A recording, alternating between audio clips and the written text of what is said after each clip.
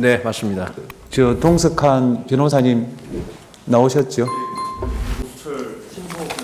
예, 그 본인의 요청에 따라 동석을 허가하겠습니다. 증언 거부권에 대해서 말씀드립니다.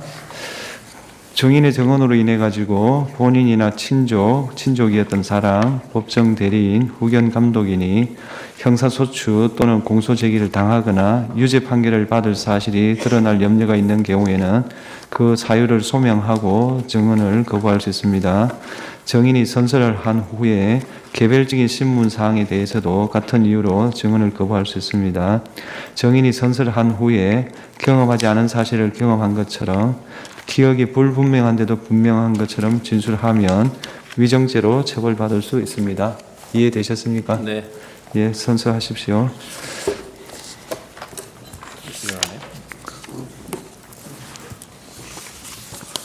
선서, 양심에 따라 숨김과 보탬이 없이 사실 그대로 말하고 만일 거짓말이 있으면 위증의 벌을 받기로 맹세합니다. 증인 여인형. 오전에 또 다른 법정에서 나가셨죠? 네, 그렇습니다. 오늘 좀 힘드실 것 같은데, 예, 우선에 청구인 대리인 30분 주신문 하십시오. 증인 그 일반적인 사항부터 좀 여쭙겠습니다. 증인 그 대전복이라는 용어 아시죠? 네. 어떤 겁니까? 저희 국군 방첩사령부령에 따르면 저희들은 군 관련 정보의 수집, 작성 및 처리 업무의 하나로서 대국가전복, 대테러, 대간첩 작전 이런 정보 업무를 수행합니다. 거기에서 언급된 내용입니다. 내란도 그 중에 하나죠. 내란을 진압하는 거. 그런 부분에 대한 답변은 제가 이 구체적인 법률 전문가가 아니고 예, 알겠습니다. 해석의 문제가 있고 예, 이번항 제가 조언을 받을 수가 없기 때문에 좀 이번항 답변을 한번 제한됩니다. 이번항 하겠습니다. 그 군사법원법에 보면 그 방첩사령부 소속 경찰관들의 또 그 경찰권을 주고 있죠. 수사권을 알고 계시나요? 공안 사건에 대한 수사권 예, 말씀하십니까?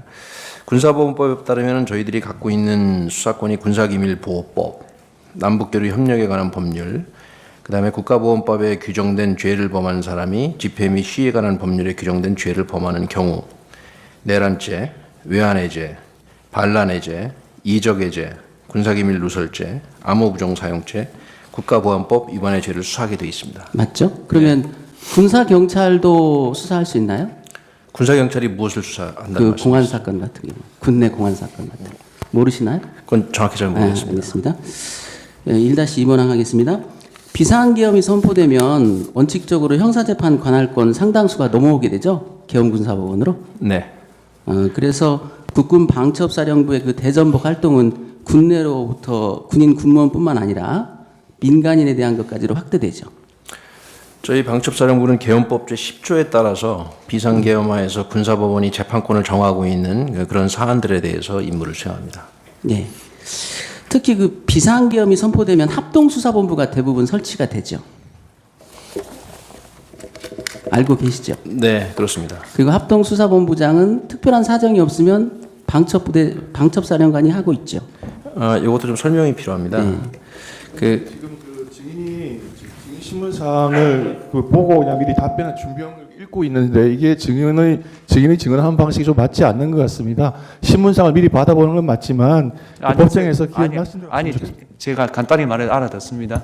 정인이요 그 편의 때문에 적어 오신 것 같은데 우리 건장 요령은 듣고 답하는 겁니다. 네. 그래서 그거 약간 덮어 놓으세요. 기억이 안 날 때 잠깐 보는 건 괜찮은데 제가 왜 그러냐면 좀 법률에 관한 사항을 예, 말씀하시니까 그런 거는 일일이 기억을 할 수가 없어서 그런 걸 메모를 보시고 네네. 그렇지 않은 거는 그렇게 했습니다. 예. 예. 그러면 짧게 그 일반상을 마무리하겠습니다. 비상계엄이 선포돼도 그 군사법경찰관이나 특별군사법경찰관이 아닌 사람이 수사를 막 할 수 있는 것은 아니죠. 군사보건법에 따르면 수사는 그 수사관이 하는 것이 맞습니다. 그렇죠. 네. 혹시 국군 방첩사령부가 시위를 해산하거나 혹은 중요 시설을 방어하는 업무에도 투입이 되나요? 기본적으로 저희들 임무는 그 합동수사본부로서 수사하는 것이 맞고 일반적인 어떤 그 법률의 원칙상 뭐 행정응원이나 이런 형태로 해서 뭐 필요한 것을 지원할 수는 있겠습니다. 그건 상황에 따라 많이 다를 것이라고 저는 생각합니다. 네. 1-4번항 중에 1번항은 뒤로 좀 미루고요. 2번항 하겠습니다. 이번에 계엄이 선포된 후에 방첩사령부에서 그 병력을 출동시켰다고 해요. 국회에 49명, 선관위 과천청사에 27명, 그 다음에 관악청사에 27명, 선거관리위원회 연수원 33명, 여론조사꽃 28명 등 총 164명 정도가 출동했다는데 알고 계시나요? 뭐 정확한 숫자를 뭐 기억하라는 뜻은 아닙니다. 대충 그 정도가 되는 거죠? 네, 출동한 사실 알고 있습니다. 이 병력 출동에 대해서 계엄사령관 명령을 혹시 받으셨나요? 이 병력 출동에 관해서는 계엄 사령관이 아니라 장관으로부터 지시를 네, 받았습니다. 그렇죠. 평가 부분을 빼겠습니다. 2번항 한번 하겠습니다. 제가 편의를 위해서 좀 한번 신문하자. 띄워지나?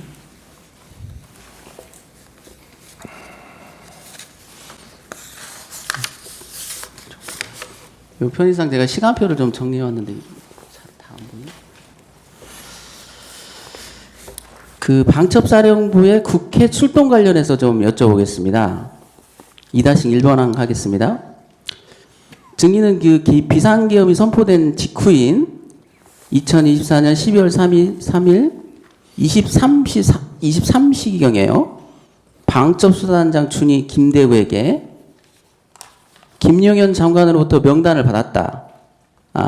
수첩에 받아 적어라. 이렇게 말씀하신 적 있나요? 제가 이제 장관님으로부터 이제 지시를 받은 내용이 있고, 그다음에 자, 일단 제가 끊어서 물어보겠습니다. 혹시 명단을 받으신 적 있나요? 14명 정도? 제가 장관님으로부터 지시를 받은 사항이 있고, 그다음에 그 사항을 제가 이해해서 제 부하에게 얘기하는 것이 있고, 왜냐하면 그 변호사님께서 이 상황을 이해를 못하시고 이 단답형으로 제가 대답을 할 수가 없습니다. 왜냐하면 상황이 굉장히 복잡합니다. 그다음에 그 부하들은 또 각각 그 부하들에게 그 본인이 이 지시받은 사항을 전파하고 하는 이 과정에서 서로 이해하는 부분들이 조금씩 다 다릅니다. 이것은 진술을 통해서도 저도 증거 목록에서 확인을 했습니다. 따라서 오늘 이 자리에서 지시에 관한 부분이 어떻게 전파되고 어떻게 되는지는 재판장님 죄송하지만 형사재판에 관한 사항이라 제가 진술을 자세히 할 수 없습니다. 죄송합니다. 14명의 명단을 혹시 받으셨냐고 거기에 대해서도 답을 하시기가 곤란하신가요? 그 부분도 이 형사재판에서 정확히 다투도록 하겠습니다. 김대우 방첩수사단장은 그렇게 얘기를 합니다. 사령관님이 말씀하시기를 김용현 장관님으로부터 명단을 받았다고 저보고 수첩에 받아 적으라 이렇게 말을 했다고 합니다. 이게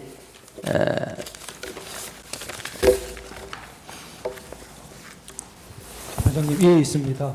아까 전과 마찬가지로 그 조서를 말로 이렇게 하게 해주시고 제시되는 부분은 좀 삼가해 이게 주시면 감사합니다. 29호증에 몇 호증이던가요? 29호증에 10호증입니다. 29에 10. 증거 채택 어떻게 되어 있나요?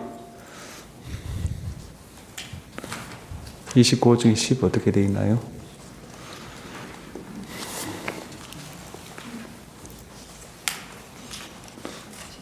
예, 채택되어 있습니다.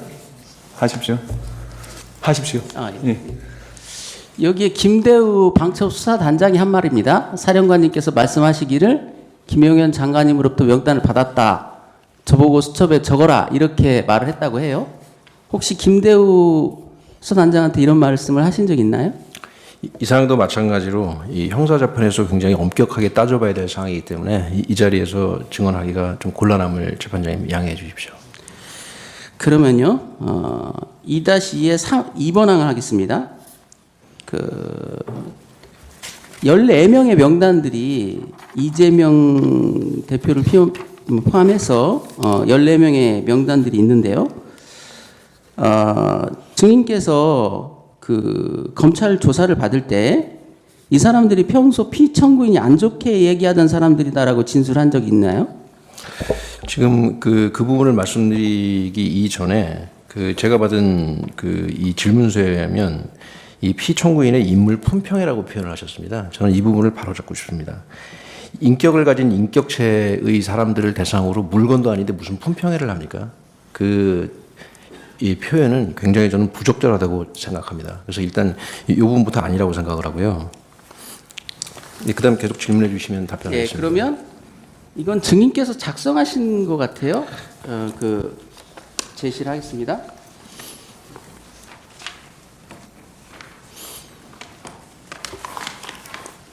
여기 보면 증인께서 작성하신 조서예요. 갑 29-25. 어떻게 돼요? 29-25. 아직 채택 안 돼 있습니다. 아, 그런가요? 그냥 이게- 그대로 물어보십시오. 예. 네, 조서를 인용하지 마시고. 증인이 작성한 증인에 대한 조서기 때문에 제가 인물에 대한 품평회를 하면서 현재 사법체계 하에서는 이런 사람들에 대해서 어떻게 할 수가 없다. 비상조치권을 사용해서 이 사람들에 대해 조치해야 된다. 이렇게 혹시 말씀하신 적 있나요? 제가 제 이 기억에 의하면 검찰 조사 간에 여러 가지 대화가 있었지만 거기서 무슨 뭐 품평이다 그런 단어가 오간 것은 맞습니다. 그러나 앞서 말씀드린 것처럼 제 기억으로는 이 인격체를 갖고 있는 사람들을 품평한다, 품평회를 한다라는 단어의 사용은 저는 적절치 않다라는 그런 생각을 갖고 있기 때문에 그 말씀을 드리는 것입니다. 그러면 그때 이제 12월 3일 날 밤 11시경 그 무렵에 혹시 이 명단을 방첩수사단에 제공하면서 체포해라 이런 말도 하신 적이 없나요? 그 부분도 앞서 말씀드린 것처럼 그 형사재판에서 다뤄야 될 굉장히 중요한 사안이라 이 자리에서 말씀 못 드린 것을 좀 양해해 주십시오. 만약에 변호사님께서 뭐 괜찮으시면 그때 어떤 그런 지시 전파가 이루어졌던 방첩사의 상황이 어떤지는 제가 설명드릴 수 있습니다. 자, 2-3번에 우선 체포자에 대해서 좀 묻겠습니다. 2024년 12월 4일경에 새벽 00시 38분경에 방첩사 수사단 소속의 군민회라는 분이 8명에게 그 그룹 통화를 하면서 우선 우원식, 이재명, 한동훈부터 체포해라 이런 지시를 내렸다고 해요. 혹시 알고 계시나요? 지금 변호사님, 제가 증거 기록으로 받은 한 수천 페이지의 자료를 저도 최근에 보게 되었는데 그 증거 기록을 보면 지금 변호사님이 여기서 얘기한 이런 진술과 전혀 반대되는 진술도 정말 많다는 것을 저도 알게 되었습니다. 그러면 14명의 명단을 제공하거나 이 사람들을 체포하라 이런 말씀은 하신 적이 없으시나요? 그렇기 때문에 그 사실은 여기서 말씀드릴 게 아니라 더군다나 저는 형사 피고인입니다. 형사재판에서 아주 엄격하게 다루어야지 여기서 예아니오의 단문으로 말씀드릴 수 없다는 것을 제가 양해를 구하는 것입니다. 굉장히 다른 증언들이 진술들이 많다는 점을 말씀드립니다. 그럼요. 다 진술 안 하실 것 같으니까 3번 항으로 좀 하겠습니다. 방첩사령부에서 중앙선거관리위원회로 출동을 한 건 인정하시죠?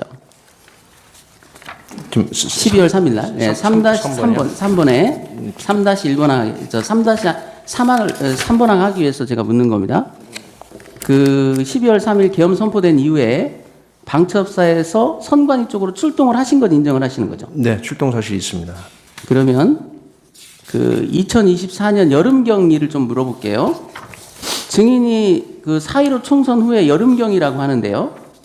비서실장 정성호에게 유튜브에서 주장하는 선관위 부정선거가 도대체 무슨 얘기냐? 이거 좀 확인해봐라. 이렇게 지시한 적은 있으신가요? 답변 드리겠습니다. 네. 이 방첩사의 비서실은 사령관을 개인적으로 보좌하는 기능이 있습니다.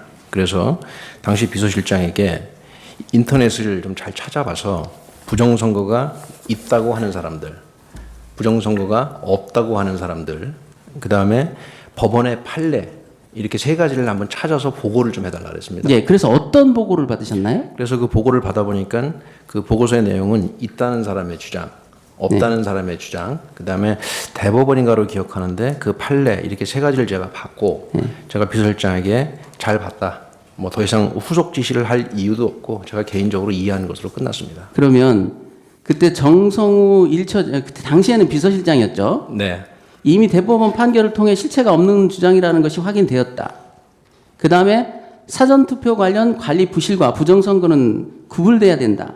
이렇게 보고했다는데 혹시 기억나세요? 그것은 그 본인이 얘기를 한 게 아니라 그 보고서 제일 마지막 결론 부분에 써 있던 표현입니다. 그래서 본인의 판단이라는 거죠. 그러니까 정성우 당시 비서실장의 판단이라는 거죠. 그 세부적인 사항은 모르겠습니다. 네. 왜냐하면 혹시 그때 네. 정성우 당시 비서실장이 부정선거를 주장하는 사람들은 멀리해야 한다 이런 충고도 했다는데 기억나세요? 정성우 장군은 굉장히 현명하고 신중한 사람입니다. 그래서 그 친구는 저에게 좋은 얘기를 해줬을 것이라고 생각하지만 올 여름에 구체적으로 둘이서 무슨 대화를 했는지 기억하는 것은 저는 불가능합니다. 잘 기억이 안 나세요? 네, 그것도 필요하면 형사재판에서 잘 다퉈보겠습니다. 그러면 3-2번항 좀 묻겠습니다. 그 2024년 11월 30일 일인데요. 혹시 기억나시는지 모르겠어요. 여기 표에 보면 11월 30일이 정리되어 있습니다. 11월 30일, 예. 오후 6시경하고 11시, 밤 11시경으로 이렇게 두 개의 사건이 있는데요. 당시에 그 증인께서는 국방장관 공간에 가서 국방장관과 저녁을 함께 하신 것 같아요. 기억나시나요? 네, 저녁되었습니다. 예. 그때 국방장관께서는 증인에게 국회를 계엄군이 통제하고 계엄사가 선관위 여론조사 꽃 등의 부정선거들을 밝히면 국민도 창성할 것이다 이렇게 말했다는데 혹시 기억나시나요? 이 부분은 정확한 워딩의 기억이 중요한 게 아니라 제가 어떻게 이해했는지가 중요할 것 같습니다. 그래서 저는 이렇게 이해했습니다. 장관님 말씀이 뭐 계엄이 됐든 뭐가 됐든 간에 그것은 기본적으로 대통령께서 본인이 갖고 계시는 헌법적인 권한 내에서 당신에게 부여된 비상조치권을 행사하는 것이다. 그런 취지로 말씀을 하셨고 저는 그렇게 이해를 했고 그 과정에서 부정선거나 여론조작 의혹이 규명된다면 국민들도 계엄 선포를 한 것을 뭐 이해할 수도 있지 않겠느냐 이런 취지로 제가 이해를 했지 정확한 워딩까지는 솔직히 기억 안 알겠습니다. 납니다. 혹시 그날 잠시만요. 증인이 있습니다. 거기 시간표 저 부분은 그 신문사항 뒤에 붙여서 임의로 제출했던 것으로 저렇게 제시되어서는 안 될 거예요. 자 그날 증인이 식탁을 내리치면서 고성을 질렀다는 진술을 하신 적이 있는데 혹시 그 부분에 대해서 좀 구체적으로 설명을 좀 해줄 수 있으신가요? 다소 언성이 올라간 건 사실입니다. 그러나 그 언성이 올라간 이유는 제가 장관님께 계엄에 대한 평소 제 어떤 부정적인 견해, 소신 그거를 말씀드리면서 다소 언성이 올라간 것이지 상식적으로 생각해 봤을 때 육군 삼성 장군이 뭐 장관한테 그렇게 할 수는 없습니다. 식탁을 내리치신 건 사실인가요? 식탁을 내리친다는 것도 그냥 이렇게 뭐 자꾸로 해석하시면 그렇게 보일지 모르겠지만 저는 육군 삼성 장군이고 그분은 장관이십니다. 그 정도를 상식적으로 좀 이해해 주시기를 말씀드립니다. 그러면요, 그 이제 선관위 출동에 대해서 여쭤보겠습니다. 3-3번항입니다. 증인은 2024년 12월 3일 오후 6시 20분경에 방첩사 1처장 정성우에게 선관위 위치가 어디냐고 물어본 적 있나요? 그날 이 저녁 때 말씀하시는 예. 18시 20분 말씀하시는 예. 것이죠. 요것도 굉장히 중요한 사실이기 때문에 형사재판에서 제가 정확히 따져야 될 사항입니다. 네, 그러면 그 다음에 한 밤 6시 20시경에는 우리가 선관위에 가서 서버를 카피하거나 뜯어와야 한다라는 말을 하신 기억은 나시나요? 이것도 마찬가지로 형사재판에 굉장히 중요한 사항입니다. 죄송합니다. 예. 그 1처장 정성우에게 증인의 지시를 전달받은 사람들이 그때 당시에 증인의 지시를 메모한 기록들이 있는데 거기에 보면 정성우 역시 이런 지시가 대통령과 장관의 지시다라고 말한 게 나오는데 혹시 1처장에게 이런 지시가 대통령 지시다라고 말한 적 있나요? 제가 방첩사령관으로서 누구에게 어떤 말을 할 때 그것이 대통령님의 지시라고 얘기하는 경우는 거의 없습니다. 그런 이 상식을 가지고 생각해 보시면 대통령님은 국군 통수권자로 제 입장에서는 굉장히 높은 분입니다. 그분을 관련 근거로 해서 얘기했을 는 경우는 저는 거의 없습니다. 대부분이 제 바로 위에 직속상관인 뭐 장관님의 말씀을 뭐 전하면 전했겠지 뭐 대통령께서 이렇게 말씀하셨다. 그것이 더군다나 저 밑으로 내려가서 대통령의 지시다. 대통령의 지시다. 군의 체계상 그런 식으로 통상 얘기하지 않는다고 저는 생각합니다. 그러면요. 그런 선관위로 출동해서 서버를 카피하라는 등의 지시에 대해서 정성우 1처장이 법무실에 가서 질의를 했다라는 것은 혹시 보고를 받으셨나요? 제가 기억하는 바로는 정성우 처장은 법무실에 가서 그 검토를 받았고 그다음에 저에게 여기에 관한 그 결과 보고를 한 것으로 제가 기억하는데 뭐 사실 구체적인 워딩은 기억이 안 나지만 하나 머릿속에 기억에 남는 것이 디지털 자료의 무결성 뭐 이런 것들이 중요하다 그런 얘기를 저한테 한 기억이 있습니다. 허락하시면 제가 한 10초 정도만 좀 말씀을 좀 드리겠습니다. 변호사님, 저는 방첩사령관을 하면서 지난 1년간 한 대여섯 건 정도의 사이버 관련 사건을 직접 지휘한 사람입니다. 아니 됐습니다. 그 부분은 제가 이제 시간 관계상 죄송합니다. 나중에 물어봐 주시면 그 부분을 좀 그럴게요. 말씀드리겠습니다. 그러면 3-5번항 좀 하겠습니다. 이 사건 개헌과 관련해서 그 정보사 주도의 이 수사단이 창설된다라는 그런 얘기를 혹시 알고 계셨나요? 그 사실은 전혀 알지 못합니다. 전혀 몰랐습니까? 네. 혹시 노상원 씨 그 평소에 만난 적 있으시나요? 개엄 전에? 그분은 뭐 오래 전부터 그냥 알고 그냥 계셨나요? 당연히 알던 사람입니다. 네. 혹시 개엄 직후에 그 정성우 1처장한테 노상원의 핸드폰 번호를 알려주고 연락해오라 이런 말 하신 적 있으신가요? 그 부분도 형사 재판에서 정확히 가리도록 하겠습니다. 죄송합니다. 그 핸드폰 번호 끝자리가 9481이라는 비아폰이었나요 혹시? 뭐 구체적인 번호는 지금 기억이 안 납니다. 그러면 이 그 노상원이 주도했던 수사 2단에서 그 노태학 그 선거관리위원장을 야구방망이로 위협하겠다 이런 내용도 전혀 몰랐던 거네요 그 당시에는. 나중에 뉴스 보고 알았습니다. 그러면 이게 원래 방첩사가 합동수사본부의 그 주체 아닙니까? 저희들은 법령과 작전 계획에 의거해서 계엄령이 발령되면 그 저희 작전 계획에 그렇게 되어 있습니다. 합동수사본부 구성을 의명 준비한다. 그렇게 되어 있습니다. 그러니까 예, 평소의 계획에 수사 2단, 정보사, 그러니까 합동수사본부나 그러니까 방첩사 국방부 조사본부 외에 다른 부대에서 수사관들이 파견돼서 합동수사본부 안에 들어오는 그런 계획이 있나요? 이 부분은 좀 설명이 필요합니다. 네. 예. 아니 그래서 이번에 네. 이 수사 2단이 구성될 예정이라는 것을 증인이 알고 있었냐는 걸 물어보는 겁니다. 전혀 몰랐습니다. 전혀 몰랐습니까? 네.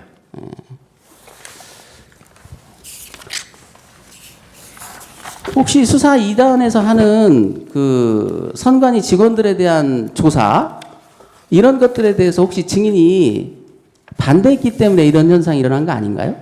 방첩사에서 맡아달라고 했는데 거부해서 이런 일이 벌어진 거 아닌가요? 지금 질문의 의도를 잘 모르겠습니다.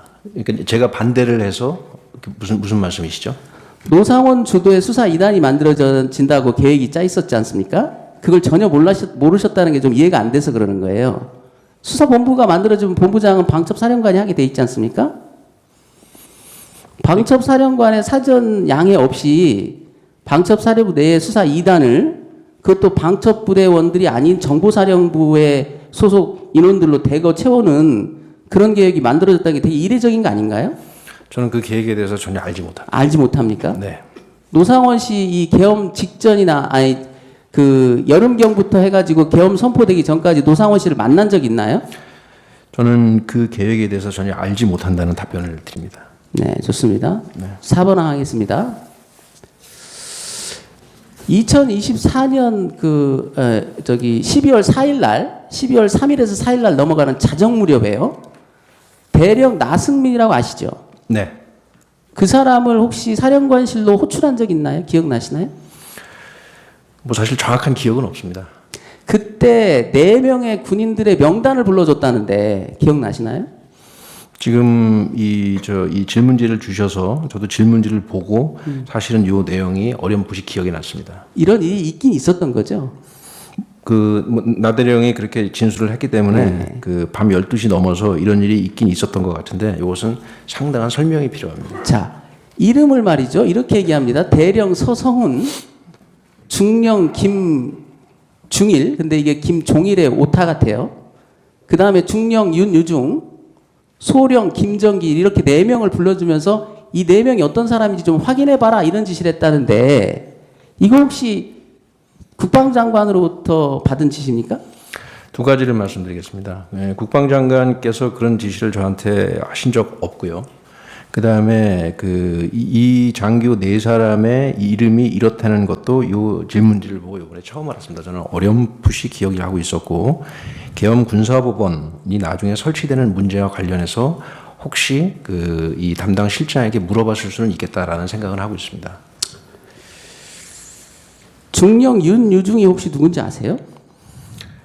제가 기억하는 바로는 제가 방첩사령관을 했기 때문에 영장 청구나 이런 거와 관련해서 국방부 법원과 일이 많습니다. 그래서 국방부 법원에 근무하고 계시는 판사님들 이름을 제가 어느 정도는 기억을 하고 있는데 자, 그래서 본인이 이런 4명의 이름을 나승민 대령에게 불러준 건 맞아요? 정확하게 요 4명의 이름을 불러줬는지도 사실은 기억이 불분명하고 이것은 그러면 증인의 머릿속에서 처음 나온 얘기입니까? 이 4명은 그전에는 누구로부터 지시받거나 이 사람 좀 알아봐 이런 지시가 아무 데서도 안 나왔는데 없습니다. 증인께서 혼자 생각해서 만들어낸 얘기라는 거예요? 지금 이것도 형사재판에서 다투어야 되는데 아마도 제가 궁금해서 물어봤을 것 같고 이것은 형사재판에서 정확히 한번 따져보겠습니다. 그러니까 왜 궁금했냐고 좀 묻는 겁니다. 4명이. 그래서 제가 추정컨대 그 시간이 그러니까 이 나승민 대령의 진술서나 이런 것들을 보고 제가 이제 기억을 환기해서 생각하건데 시간이 24시간 넘었습니다. 그러면 합동수사본부장으로서 임무를 수행해야 될 것이 예상되기 때문에 저도 군인이고 하니까 그 다음 절차들을 아마도 생각했을 것 같습니다. 그러면 계엄 군사법원은 어떻게 되지? 영장 청구는 어떻게 되지? 이런 것들이 궁금해졌을 것 같고 군사법원은 약 몇 년 전에 그 시스템이 바뀌어가지고 한 3개인가 4개 정도의 지역 군사법원 말고 전국에 한 증인 잠깐만요. 네. 제가 그 질문을 좀 할게요. 네. 그런 변명이 있을 거라고 생각하고 제가 묻는 겁니다. 중령 윤유중 같은 경우는 당시 중앙지역 군사법원에 있지 않았어요. 제가 중령 윤유중은 대령 박정훈에 대해서 영장을 기각하고 떠난 판사입니다. 그 판사에 대해서까지 이렇게 누군지 알아보라고 했던 것은 이상하지 않나요? 더군다나 그 중령 김종일, 소령 김정길은요, 올해 1월 9일 날 박정훈 대령의 무죄를 선고한 그 재판부예요. 특히 그 재판부에도 주심 판사만 이렇게 딱 찍어서 김정길이라고 특정을 하고 있다고요. 소령 김정길로. 부심은 빼고. 그러면 방첩사에서는 그러면 그동안 쭉 박대령 사건에 대해서 모니터링 하고 계셨나요? 재판장님, 이번 탄핵 사건과 전혀 무관한 것이고 형사재판에서 다퉈야 될 사항에 대해서 제가 더 이상 증언할 이유가 없을 것 같습니다. 다음 사항 물어보시죠. 네, 그러겠습니다. 그 증인께서는 마지막에 있잖아요. 12월 24일 날 서울중앙지검 검사 앞에서 이런 말을 한 걸로 기록이 나와요. 저는 대통령과 김용현 장관이 군을 정치적으로 이용했다고 생각합니다. 군의 억울함을 제가 밝히고 싶습니다. 이렇게 진술한 걸로 나오는데 혹시 기억나시나요? 저는 그때 당시에 심경이 그랬습니다. 변호사님. 저희 방첩사 직원들은 방첩사 요원들은 사령관 명령에 복종한 것이고 그러나 그 명령에 복종하되 비상계엄하에서 최대한 신중하게 조치하려고 이 사람들은 노력을 했습니다. 그러나 현재 상황에서 수많은 군인들이 방첩사 요원들이 고초를 겪고 있습니다. 그것이 너무 안타까웠고 그것이 참담한 심정이라 그러니까 그런 식으로 말씀을 드린 겁니다. 군을 정치적으로 이용했다라는 게 무슨 뜻인지 좀 설명을 구할 수 있을까요? 군을 정치적으로 이용했다. 뭔가 정략적으로 군을 이용했다라는 뜻으로 읽히잖아요. 저는 본인 이런 말씀을 하신 적은 있어요? 검사 앞에? 재판장님 이해 있습니다. 의견을 물어보는 것은 증인신문에서 부적절하다고 생각됩니다. 다음 물어보시죠. 네. 이 점에 대해서 혹시 그 방첩사 내의 부하들은 어떤 생각을 갖고 계시는지 혹시 들어보신 적 있으신가요? 저는 구속 수감된 이후로 그런 연락을 할 방법이 없습니다.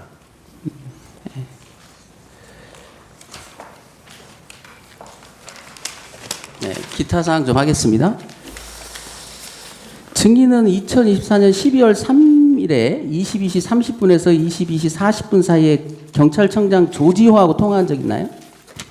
정확한 시간대는 좀 더 따져봐야 되고 조지호 경찰청장님과는 통화한 적이 있습니다. 네. 정치인 15명 정도를 체포할 것인데 경찰에서 위치를 좀 확인해달라 이렇게 요청하신 사실이 있나요?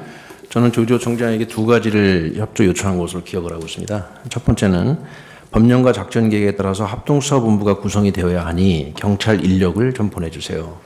두 번째는 그 특정 명단에 대해서 저희들이 위치를 알 방법이 없으니 위치 파악을 좀 요청합니다. 이것이 제가 기억하는 바입니다. 특정 명단을 이렇게 알려줬나요? 뭐 명단에 대한 구술은 있었지만 그 부분이 조지호 총장이 기억하는 것도 다르고 제가 기억하는 것도 다르고 해서 그건 형사재판에서 따져봐야 될 것 같습니다. 또 2024년 12월 3일에 같은 날이죠. 23시 6분경에는 국정원 1차장 홍장원과 통화한 사실 있나요? 홍장원 씨가 저에게 먼저 전화를 했습니다. 네. 네, 사실관계는 먼저 그렇고요. 그 다음에 홍장원과 전화 통화를 한 그 당시에 저는 좀 지휘통제실이 제대로 준비가 안 돼서 지하에서 5층으로 오르락내리락 엘리베이터에서 전화 받고 그래가지고 사실은 정확한 통화 내역은 기억이 안 납니다. 그러면 홍장원 1차장에게 14명 정도를 체포하려는데 또 위치를 좀 확인해달라 이런 말을 하신 기억은 나나요? 그 부분 마찬가지로 형사재판에서 좀 정확히 따질 부분이 홍장원 씨와 관련돼서는 많습니다. 그거를 좀 형사재판에서 따져보겠습니다. 한 가지만 뭐 말씀을 드리면 그 방첩사 내에서는 현재 분위기를 이렇게 말하고 있다고 해요. 여인원 사령관에 대한 실망감이 굉장히 크다. 자신의 영달을 위해서 부대원을 이용한 것이라고 생각한다. 이렇게 원망을 하고 있다는데 이 자리에서 그 부하들한테 한 말씀 해주실 수 있나요? 재판장님, 개인의 의견을 묻는 것이고 또 이런 것들은 적절하지 않은 것으로 보입니다. 네. 개인을 아니 간단하게 얘기하면 안다니까 앉으세요. 예, 제안하겠습니다. 30분 반대 신문하십시오. 예, 질문하겠습니다. 증인은 계엄 당시에 방첩사령관이었죠. 네. 예. 방첩사령부는 예전에 보안대 기무사의 명칭이 변경된 부대로서 합동참모본부가 아니라 국방부 장관으로부터 직접 지휘를 받아 군 보안, 방첩, 수사, 정보업무들을 담당하죠. 네. 방첩사 참모장 이경민은 검찰에서 계엄이 선포되면 계엄사령관의 명을 받아 합동수사본부가 꾸려지게 되는데 방첩사령관이 합동수사본부장이 되고 그 밑에 합동수사단이 구성된다고 진술하였는데 이 절차가 맞는지요? 앞서 말씀드린 것처럼 합동수사본부가 구성되는 것은 저희들 군인들의 용어로 말씀을 드리면 의명입니다. 의명. 명에 따라서 하게 될 것이다라는 뜻이고, 그러나 통상 그렇게 될 것이 자명하기 때문에 훈련 시에는 합동수사본부 운영에 대한 훈련을 주로 합니다. 예, 알겠습니다. 그 합동수사단에는 경찰, 군사경찰도 들어와서 합동수사단장의 통제를 받게 되고 합동수사본부에는 합동수사단 외에 합수정보처를 두어서 원래 방첩사 고유의 기능인 정보, 보안, 방첩 업무를 수행하는 거죠. 네, 일반적으로 맞는 말씀인 것 같습니다. 작년 12월경에 일부 언론에서 방첩사가 대북 작전도 기획했다라는 보도가 있었는데요. 이건 사실이 아니죠. 전혀 알지 못합니다. 증인은 2024년 11월 6일 또 11월 30일 국방부 장관을 만났을 때 장관이 계엄을 화제로 올리자 반대의 뜻을 표시한 바 있죠. 날짜가 언제라고 그러셨죠? 2024년 11월 6일, 그다음에 11월 30일. 그렇습니다. 제가 갖고 있는 부정적 소신에 대하여 장관님께 말씀드렸습니다. 예. 증인은 계엄 전날과 전전날, 그러니까 12월 1일, 2일 휴가를 신청했죠. 휴가를 다녀왔습니다. 예. 그 장관이 이 휴가를 허락하자 계엄이 현실적으로 임박한 것은 아닌 모양이다 이렇게 생각을 했죠. 그럼 그냥 상식적으로 생각하시면 될 것 같습니다. 큰 일을 앞두고 휴가를 가는 사람은 많지 않을 거라고 생각합니다. 예. 증인 실제로 장관님 병간호 때문에 휴가 갔다 오셨죠? 네, 실제로 뭐 편찮으신 분이 있어서 다녀왔습니다. 예. 이 사건 계엄 발령 전날까지 증인은 휴가를 가고 또 방첩처장은 8168 부대를 지휘하며 계엄 발령 시 중요한 역할을 해야 할 주요 주기자인데 12월 1일에 폴란드로 출장을 간 상태여서 방첩사령부 이경민 참모장은 계엄을 전혀 예상하지 못한 상황이었다 이렇게 진술했는데 맞죠? 제 밑에 준장급 처장이 3명이 있는데 그중에 1명이 그 주에 폴란드로 출장을 간 사실이 맞습니다. 이것도 상식적으로 판단하시면 될 것 같습니다. 예. 그 계엄 당일에 지휘관 화성회의 시설도 제대로 작동되지 않았고 또 수사단장을 맡을 장성을 포함한 다수의 영예 거주자들이 정상 퇴근해서 쉬고 있다가 급히 연락을 받아 부대에 도착하는 데만 한 1시간이 넘게 걸리는 등 도저히 미리 준비된 계엄이라고는 볼 수 없는 상황이었죠. 저는 그 비상계엄이 선포되고 국방장관께서 주관하시는 그 전군 주요 지휘관 군인들 말로는 VTC 화상회의라고 하는데 그 화상회의에 참석하지 못했습니다. 그 이유는 그 화상회의를 준비하는 그 쉽게 말하면 기술자가 다 퇴근해 버려 가지고 연결이 안 돼 가지고 그 화상회의에 참석도 못했습니다. 예. 일단 비상기업이 발동되면 증인은 예규에 따른 조치 등을 이해해야죠. 평소 훈련한 대로 합니다. 예. 예규에 따른 조치는 합동 수사본부 설치 준비와 그에 부속된 시설 점검 이와 같은 일이죠. 주 비상계엄이 걸렸을 때 전시 초기에 해야 되는 주요 임무가 합동수사본부 구성을 준비하는 것입니다. 그 예규에 따른 조치는 군대의 특성상 무조건 또 자동적으로 이루어지는 것이지 사령관이나 간부의 개인적인 판단이 개입되는 영역은 아니죠. 그것은 뭐 자동적이라고 말씀드리는 것은 좀 그렇고요. 훈련한 대로 군인들은 뭐 하게 돼 있습니다. 예, 증인은 검찰에서 이 사건 비상계엄이 선포되고 나서 소극적 입장을 취하면서 되도록 말을 아꼈는데 다만 부하들은 증인의 이런 마음을 알지 못하였기 때문에 매뉴얼대로 행동하였다라고 진술하였습니다. 사실인가요? 그때 당시에 초기에 그 방첩사의 상황을 좀 말씀드려도 되겠습니까? 예. 그 22시 한 첫 번째입니다. 22시 40분에서 22시 50분쯤에 영해거주자 비상 소집이 발령됐습니다. 그리고 방첩사 사람들은 일반 전투부대와 다르기 때문에 서울 시내, 경기도 곳곳에 흩어져서 삽니다.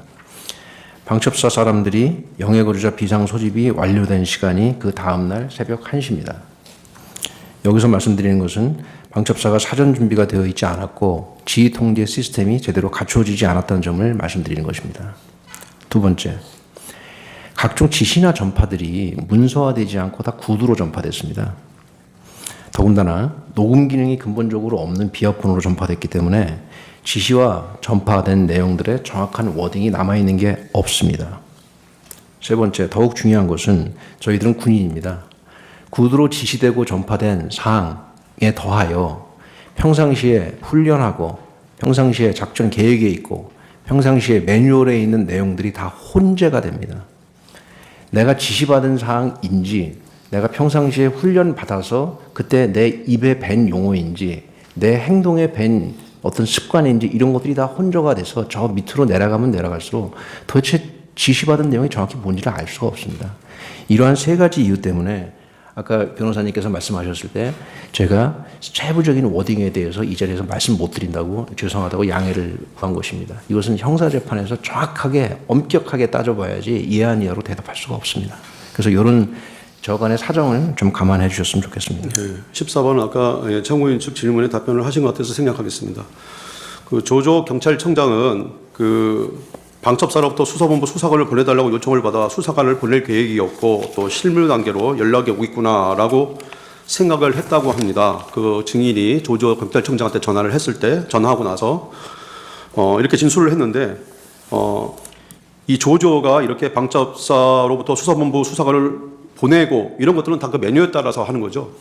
조지호 청장님께 제가 전화드린 가장 큰 취지는 합동수사본부 구성을 해야 되기 때문에 경찰 인력이 필요해서 그것을 요청하는 것이 방첩사령관으로서 가장 큰 취지였고 그 다음에는 뭐 실무적으로 매뉴얼대로 그 다음 다 진행이 될 거라고 생각합니다. 네. 조조 경찰청장에게 그 위치 파악을 아까 요청을 했다고 말씀하셨는데요. 체포 협조나 이런 체포와 관련된 지시를 한 바는 없죠. 지금 세부적인 워딩에 대해서는 저의 일관된 답변은 아까 그러한 저간의 사정 때문에 형사재판에서 정확히 따져봐야 될 문제라고 저는 생각합니다. 예, 알겠습니다. 답변 못 드림을 죄송하게 생각합니다.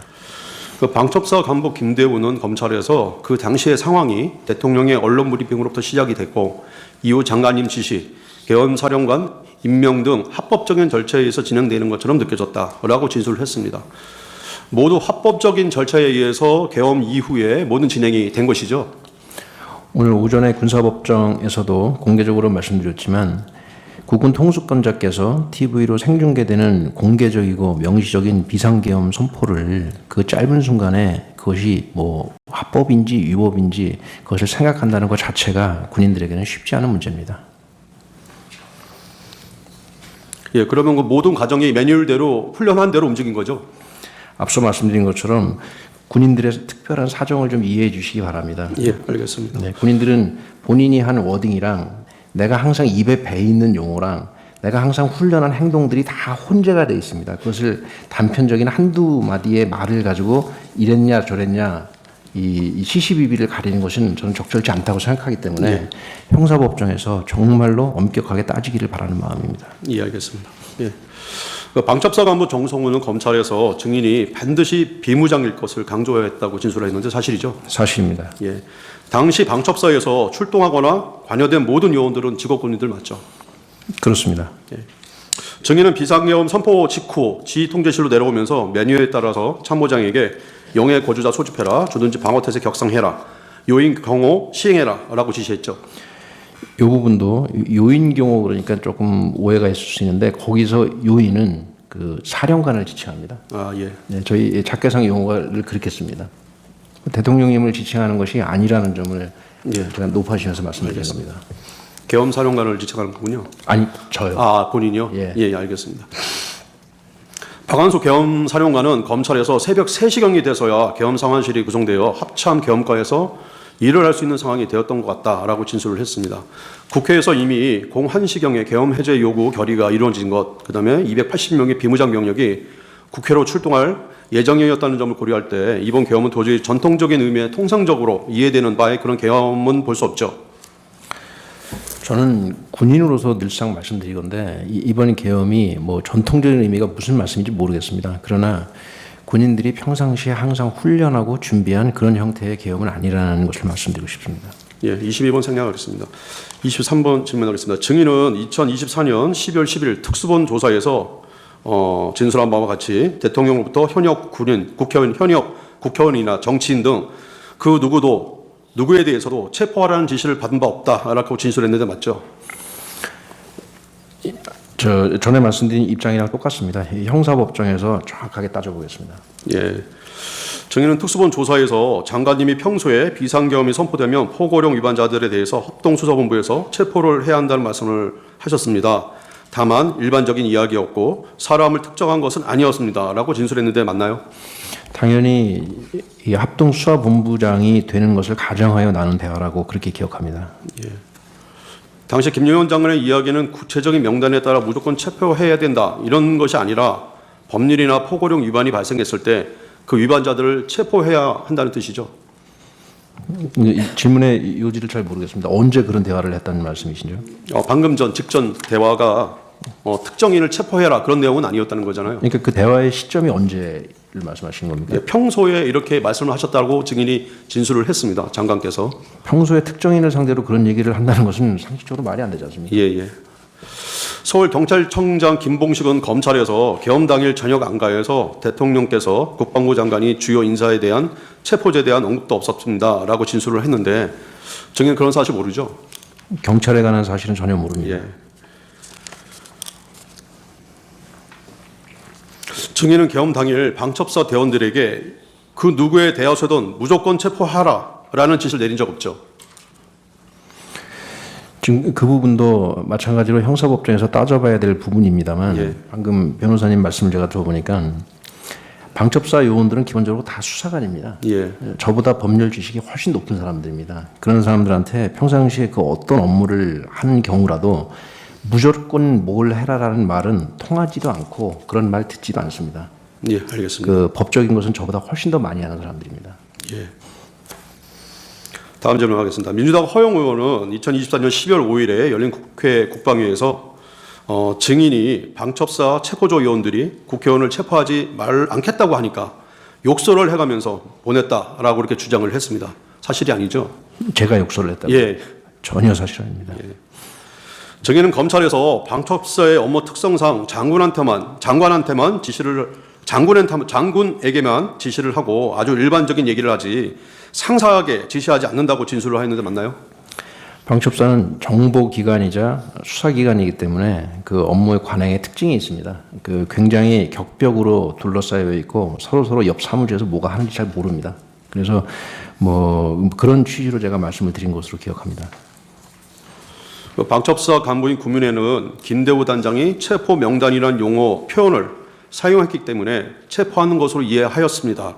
혐의도 모르는 상태였기 때문에 경찰 등 수사권이 있는 기관이 체포하고 우리는 인계받아 이송 및 구금하는 것으로 받아들였습니다. 라고 진술을 했습니다. 증인이 예하부대에 지시한 것이 장관이 지시한 일부 정치인들에 대한 동정 파악과 그 이상은 없죠. 지금 이 장관님이 저한테 하신 말씀, 그다음에 제가 제 부하들에게 한 얘기, 그다음에 부하들이 또 그 밑으로 지시하고 전파한 그 모든 것들이 앞서 말씀드린 것처럼 굉장히 복잡하고 혼란한 상황에서 다 섞여 있습니다. 그래서 어느 것이 맞는지는 형사재판에서 명확히 따져봐야 될 사항이라고 누누이 말씀드리는 것입니다. 예, 알겠습니다. 그 출동하는 대원들 중에 일부가 호승줄과 수갑 등이 들어있는 개인 장비 팩을 휴대한 것은 당시 개헌 발령으로 경계태세 2급 상황인 점을 고려할 때 면밀에 따라서 이루어진 것이죠. 저는 그 부분은 조금 말씀드리고 싶은 게 저도 이제 그걸 증거 자료에서 봤습니다. 뭐 수갑, 포승줄 그건 어떤 의미냐면 기본적으로 군인들이 갖고 있는 기본 장구입니다. 기본 장구는 그냥 요만한 세게 들어 있습니다. 그냥 출동하면 들고 나가는 겁니다. 특별한 목적을 위해서 거기다가 넣어놓는 그런 것이 아니고 늘 훈련하면서 군인들이 쓰는 겁니다. 예. 그거를 그 안에 있는 하나하나를 가지고 다 의미를 삼기 시작하면 이것은 뭐 도저히 설명이 안 되는 것들이 너무나 많습니다. 그래서 예. 그런 취지로 이해해 주시면 좋겠습니다. 예, 알겠습니다. 그 선관위 쪽을 제외하고 국회 방향으로 총 49명 출발한 것이 방첩사 출동 내역의 전부죠. 선관위 제외하고 국회로 출동한 49명이 국회로 출동한 사람 전부죠. 그 국회 쪽으로 가고 선관위 쪽으로 가고 그랬습니다. 저 명수까지는 뭐 제가 정확하게 여기서 알겠습니다. 기억이 안 납니다. 제가. 예. 그러면 그 국회 쪽으로 출발한 사람이 국회 울타리에 도착한 사람도 한 사람도 없었죠. 너무 늦게 출발했기 때문에. 그 상황을 좀 말씀드리면 방첩사 요원들이 평균적으로 출동을 개시한 시간이 12월 4일 01시입니다. 예.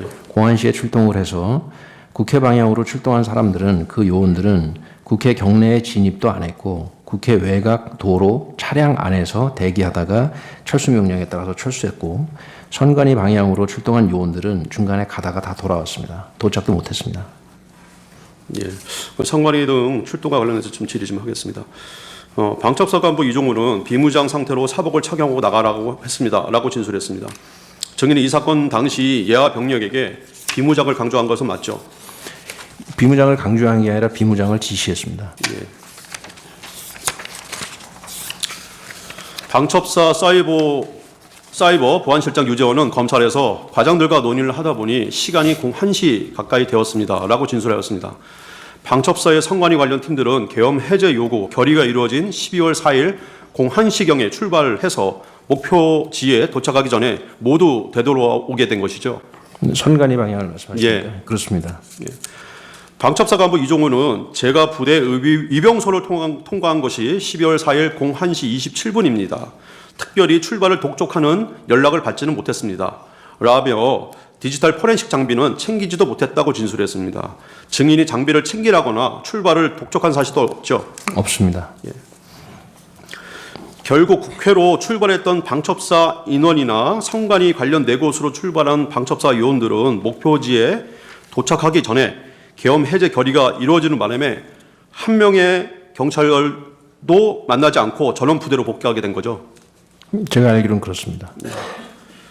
김용현 장관은 본 법정에서 출석해서 포고령 위반 가능성이 높은 자들에 대해 일단 동정 파악을 하라고 증인에게 지시했던 것이고 그 후 법이나 포고령 위반 사항이 현실화되면 그에 따라 조치가 이루어질 수 있다는 취지로 말을 했습니다. 라고 증언했습니다. 어떤가요? 앞서 말씀드린 것과 동일합니다. 예, 서로 각인의 이해가 다르고 예. 각인이 기억이 다 다르기 때문에 형사재판에서 엄격하게 따져봐야 될 문제입니다. 다만 거의 일치하는 것은 현장에서의 행동은 거의 일치합니다. 예.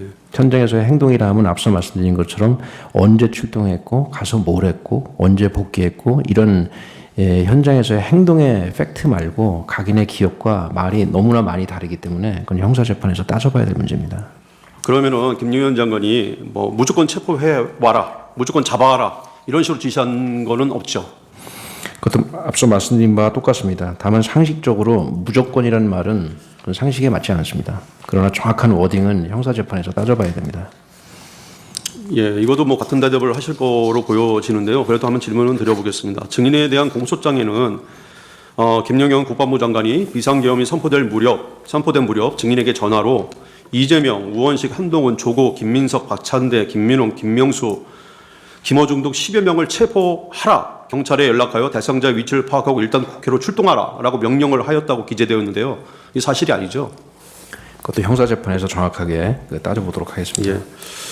정의는 계엄령 선포 후에 동종 파악 대상자들이 포고령을 위반하는 경우 방첩사가 체포를 담당하는 것이 아니라 군사 경찰 등에 의해 체포된 사람에 대해 구군 장소로까지 이송하는 역할이 생길 수도 있음을 이야기한 바 있나요? 마찬가지로 형사재판 사항이기 때문에 형사재판에서 다투도록 하겠습니다. 예, 42번도 생략을 하겠습니다. 그 상부 지침에 따라서 계엄 사무를 수행했던 군인들이 이후 내란이라는 엄청난 제목으로 여러 머리를 대는 상황에서 국회 울타리까지 가지도 못했던 증인의 부대가 대단한 체포작전을 벌인 것처럼 왜곡되게 보도되는 것이 억울하지 않습니까? 그 부분에 대해서는 기회를 주시면 제가 좀 드릴 말씀이 있습니다. 예, 말씀하십시오. 지금 오전에 그 군사법정에서도 말씀드렸지만 저는 당시 방첩사령관 책임자로서 정말 참담하고 정말 안타까운 심정입니다.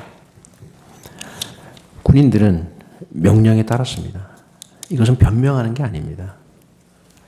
비상계엄이라는 국군 통수권자께서 내리신 그 명시적이고 공개적인 명령에 따르지 않을 군인은 제가 볼 때는 없습니다. 그러나 분명히 구분해야 될 것은 그 다음에 구체적으로 부여된 지시를 저희들이 어떤 마음으로 어떤 신중한 태도로 했는지를 구분해서 생각해 주시기를 저는 간곡히 부탁드립니다. 저희들은 대한민국 군인입니다. 바로 옆에 있는 형제, 자매, 아들, 딸 다 대한민국 군인입니다. 상식을 가지고 있습니다. 그런 관점에서 군인들을 봐주시기 바랍니다. 그리고 만일 책임을 물으신다면 사령관 정도들이 전 책임을 져야 한다고 생각합니다. 제 밑에 부하들이 무슨 잘못을 했습니까? 그 사람들이 도대체 무슨 잘못을 했다는 것입니까? 너무나 안타깝습니다. 이 자리에서 드릴 말씀은 아니지만 정말 선처를 간곡하게 호소드립니다. 책임은 사령관들에게만 물어주십시오. 이상입니다. 홍정원 전 차장과 관련돼서 제가 좀 질문 좀 드리겠습니다. 증인은 계엄 당일 홍정원 전 국정원 1차장 전화를 받은 사실은 있죠? 있습니다. 홍정원 전 1차장과 방첩사가 업무적으로 같이 일을 할 이유가 있나요? 평상시에 일부 조금 있을 수는 있습니다. 1차장은 해외 정보팀 아닙니까? 네? 해외 담당 아닙니까? 구체적으로 말씀드리긴 그렇지만 홍장원 씨는 전혀 모르는 사람이 아닙니다. 예, 알겠습니다. 홍정원은 이렇게 증언을 했습니다. 12월 3일 23시 06분에 증인에게 전화를 하였는데 증인이 홍정원에게 국회는 경찰과 협조해서 봉사하고 있습니다. 선배님 이걸 도와주세요. 저희 체포자가 나가 있는데 소재 파악이 안 돼요. 명단을 불러드릴게요. 이렇게 말한 적이 있습니까? 지금 그 변호사님께서 여쭤보시니까 제가 답변을 좀 드리겠습니다. 예. 기본적으로 홍장원 씨와 제가 통화한 그 상황이 아까 말씀드린 것처럼 엘리베이터 타고 왔다 갔다 하면서 통화를 했기 때문에 사실 저는 정확한 기억이 없습니다. 그런데 구속 수감된 상태에서 그 사람이 뭐라고 얘기하는지 제가 볼 틈도 없었습니다. 그런데 요번에 제 재판 증거 자료를 보니 마침 그 안에 홍장원 씨의 인터뷰 내용이 있었습니다. 그 인터뷰 내용을 보면서 두 가지가 사실은 아주 이상했습니다. 재판 증거 기록에 의하면 그날 밤 10시 40분경에 제가 홍장원 씨와 통화하면서 국회는 경찰과 협조해서 봉쇄하고 있다. 지금 체포조가 나가 있는데 제가 그렇게 얘기했다고 홍장원 씨가 언론 인터뷰를 했더라고요. 앞서 말씀드린 것처럼 방첩사 요원들의 평균 출동 시간은 그 시간으로부터 2시간 후인 새벽 1시입니다. 제가 정확한 대화 내용은 기억이 안 나지만 2시간 전에 홍장원 씨와 그런 대화를 했을 것 같지가 않습니다. 이건 저는 증거는 없습니다. 그러나 상식선에서 그런 말씀을 드리는 겁니다. 이상입니다. 또 홍장원은 이런 얘기도 증인이 했다고 합니다. 1조 2조가 축차 검거 후에 방첩사 구금 시설에 감금 조사할 예정입니다. 그리고 지금 제일 급한 게 검거를 위한 위치 추적인데 위치 추적을 부탁드립니다. 라고 말을 했다고 합니다. 이런 사실이 있나요? 지금 그 말씀 처음 듣는 말씀인데 1조 2조가 무슨 말씀입니까? 예, 홍 장관이 그렇게 얘기를 했습니다. 방첩사령관님이 홍 장관한테 그렇게 얘기를 했답니다.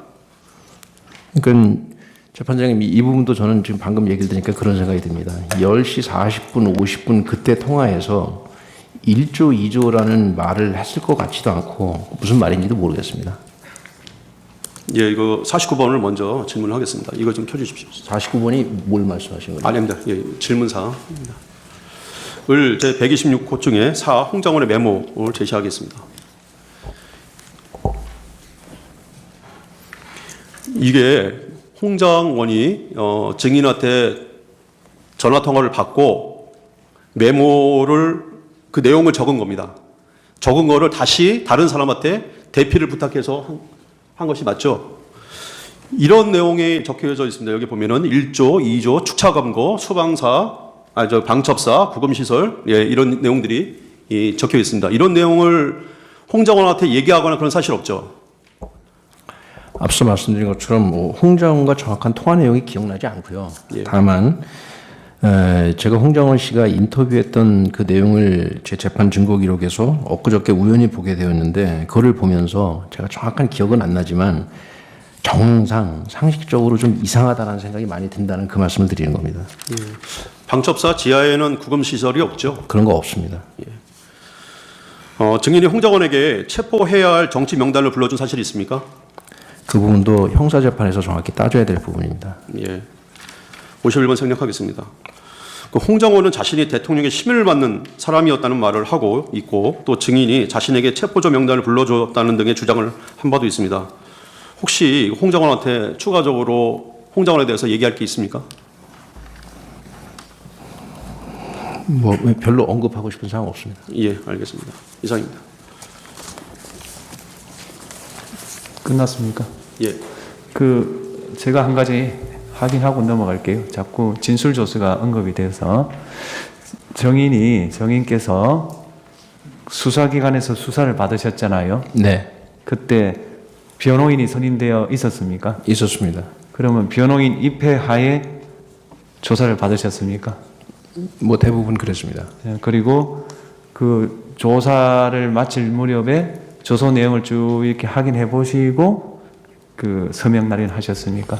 조서 내용을 보고 서명 날이라는 것은 맞습니다. 네. 그러나 뭐 제가 이 법률적인 뭐 지식이 어찌 재판장님을 따라가겠습니까? 다만 형사재판의 중요한 피고인으로서 그때 제가 검찰에 성실하게 답변을 한 내용도 지금 다른 사람들의 진술이나 이런 것을 제가 이제서야 봤기 때문에 다음 형사재판에 성실히 임하면서 저는 엄격히 따져야 될 게 되게 많다고 생각합니다. 뭐 이게 법률적으로 무슨 의미가 있는지 모르겠으나 저는 상식적으로 그렇게 생각합니다.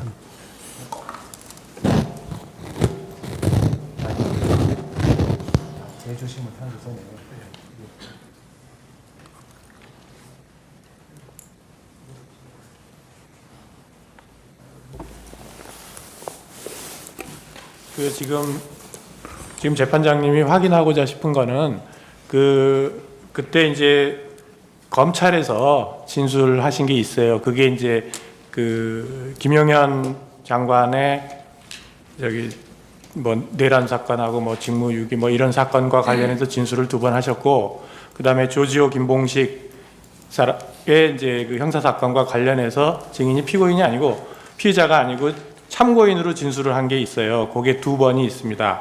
그때 진술을 하실 때 사실대로 진술을 하셨는지 증인이, 그리고 서명 날인은 다 돼 있어요. 거기에 변호인의 서명도 돼 있고, 그러니까 그렇게 된 것이 맞네요. 서명 날인 하신 건 맞죠? 맞습니다. 그리고 변호인도 입회를 했죠. 네. 그리고 당시에 사실대로 말했고 그대로 적혀 있었습니까?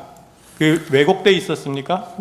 지금 앞서 말씀드린 것처럼 제가 무슨 뭐 전문적인 법률가도 아니고 사실 이 재판장님께서 말씀하신 의도를 제가 정확히는 잘 모르겠는데 제가 상식을 가진 사람으로서 말씀드리건데 그날 검찰에서 그렇게 성실하게 진술한 것이 맞습니다. 그러나 중요한 형사재판의 피고인이 된 마당에 최근에 재판 증거 기록을 보면서 다른 사람들의 진술도 이제야 보게 됐습니다. 그래서 저는 그냥 상식적으로 생각할 때 형사재판에서 정확히 따져야 될 부분이 많겠구나라는 부분을 말씀을 드리는 것이지.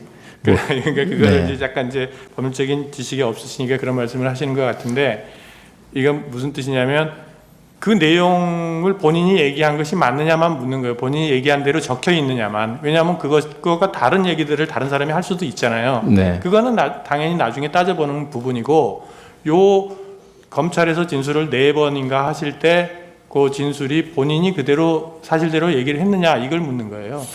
본인이. 예, 나름 뭐 성실하게 답변했다고 생각합니다. 네, 됐습니다. 그럼 되겠습니다. 네. 그러면 아니요.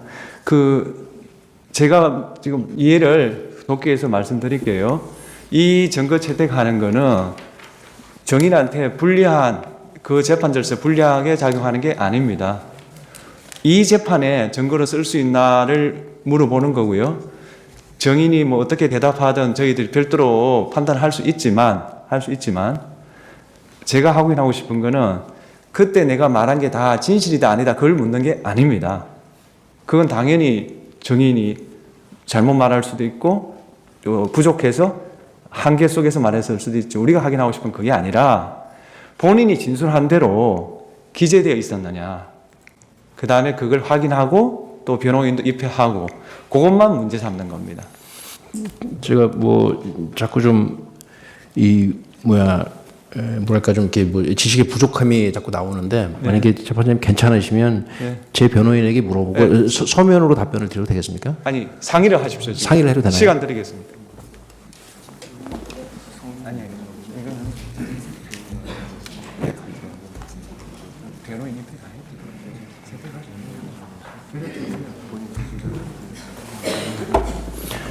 예, 저 변호인 조력을 받게 해주셔서 감사합니다. 지금 당시에 그 뭐 제한된 그런 상황 하에서 나름대로 제가 성실하게 답변했고 뭐 어느 정도 그대로 기록됐다고 그렇게 생각합니다. 네, 알겠습니다.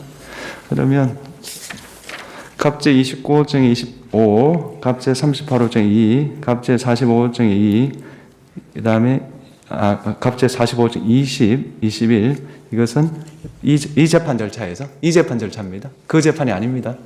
증거로 채택하겠습니다. 제 주시면 하십시오. 15분입니다. 그 증거 채택된 29-25 2024년 12월 24일자 그 검찰 조서입니다. 거기에 그 수사 기록 11,561쪽을 제가 제시를 해 드릴게요.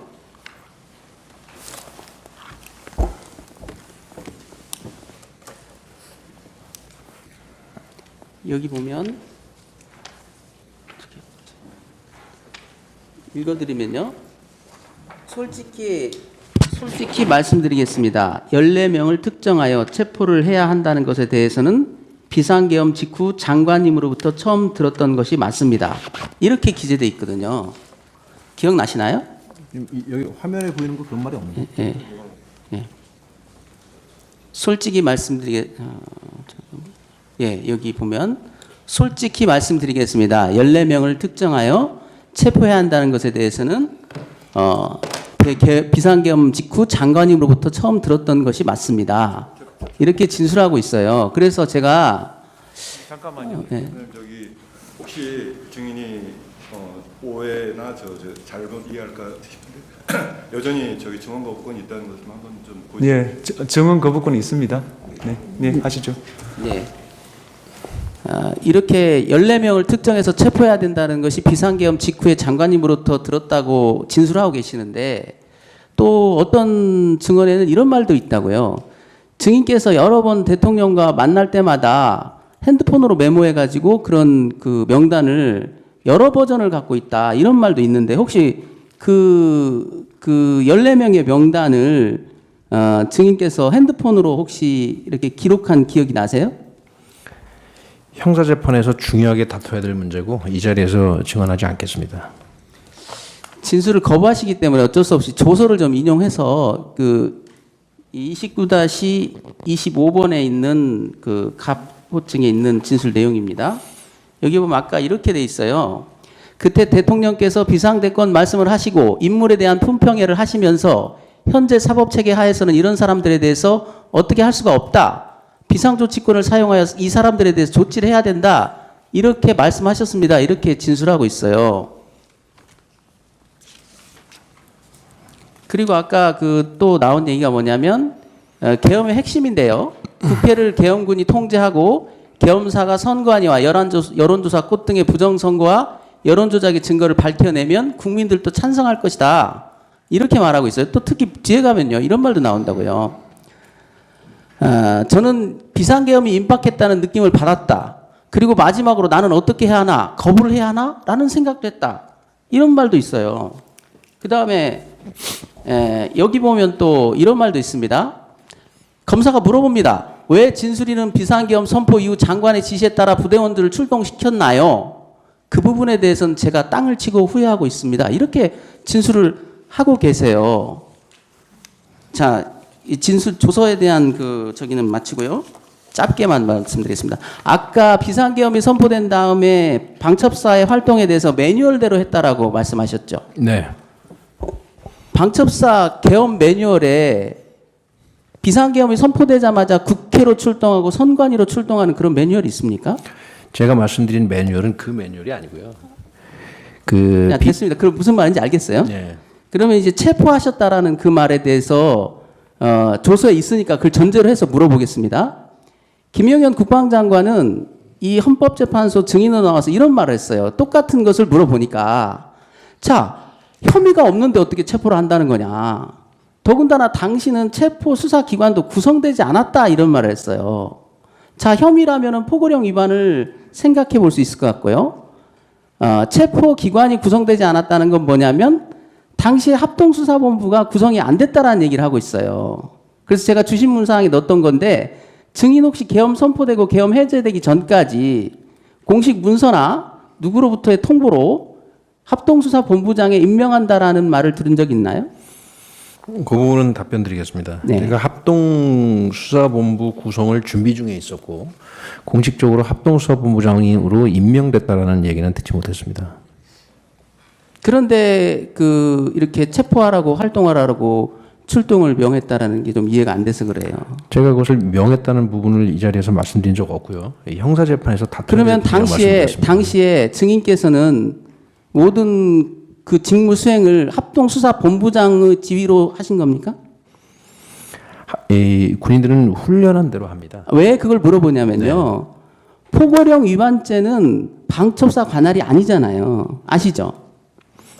합동수사본부를 구성 중에 있었고 그다음에 이 장관님의 지시에 따라서 저희들은 움직인 것이다. 이것이 제 답변입니다. 선관위로 나갈 때도 포고령 2항 거짓 뉴스, 가짜 뉴스 이런 거를 유포하면 안 된다. 이 조항 때문에 출동하라라는 지시를 받았다고 실무진들은 얘기를 하고 있다고요. 그러면 포고령 위반이면 적어도 군사경찰이 나가서 하더라도 해야지 방첩사 수사관이 할 수 있는 것은 아니지 않나요? 그런 거에 대해서 미리 검토하신 게 있나요? 구체적인 사항은 형사재판에서 말씀드리겠습니다. 자, 그럼 한 가지만 제가 짧게 묻겠습니다. 계엄이 선포된 직후나 직전이나 윤비나 법무실장하고 계엄과 관련된 문의를 하신 적 있나요?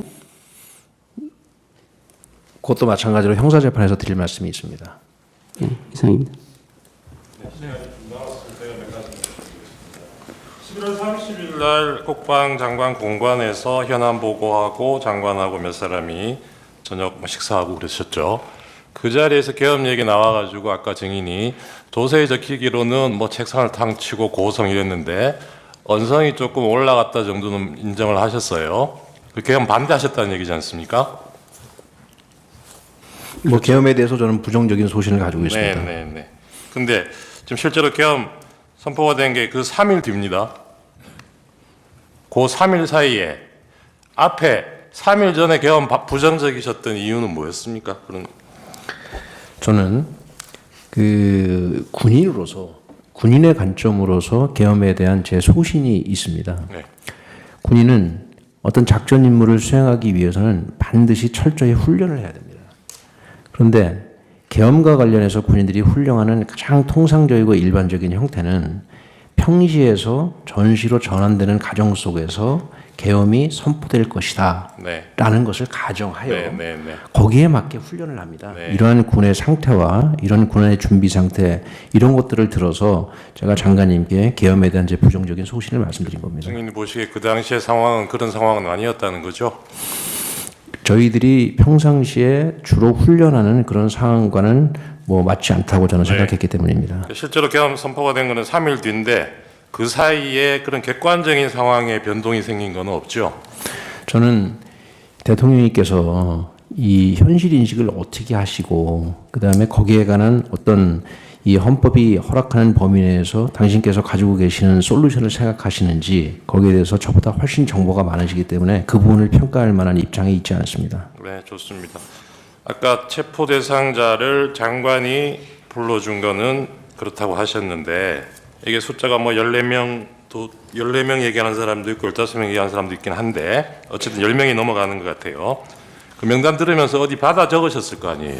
그 체포 대상자라고 제가 확정적으로 말씀드린 바도 없고 네. 그러한 용어 사용 자체도 그 형사법원에서 다 다퉈봐야 되는 그럼 뭐 문제입니다. 위치 추적 대상자라고 하십시다. 그 위치 추적 대상자 명단을 어디다 적으셨어요? 그것도 마찬가지로 형사법정에서 말씀드리겠습니다. 이 사람들 위치 추적하는데 왜 국회로 출동하신 거죠? 그 사항도 형사법정에서 말씀드리겠습니다. 이 계엄 상황이 종료된 후에 증인의 부하 군인들한테 내가 명령이나 지시를 내린 거하고 왜 다르게 움직였냐 이렇게 부하들을 문책한 경우 있었습니까? 어떻게요?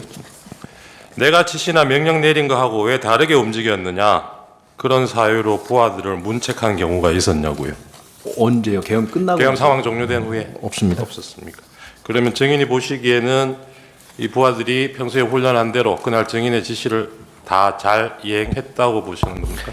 그 변호사님, 군인들이 훈련했다라는 부분을 제가 앞서서 예를 들어서 말씀드린 것은 A부터 Z까지 모든 절차를 그렇게 했다는 것이 아니라 중간중간에 이루어지는 그 여러 단계들이 본인이 입에 배고 본인이 그 행동으로 말씀은 나와 아까 이해했습니다. 이런 것들이 예, 들어갔다는 예, 뜻입니다.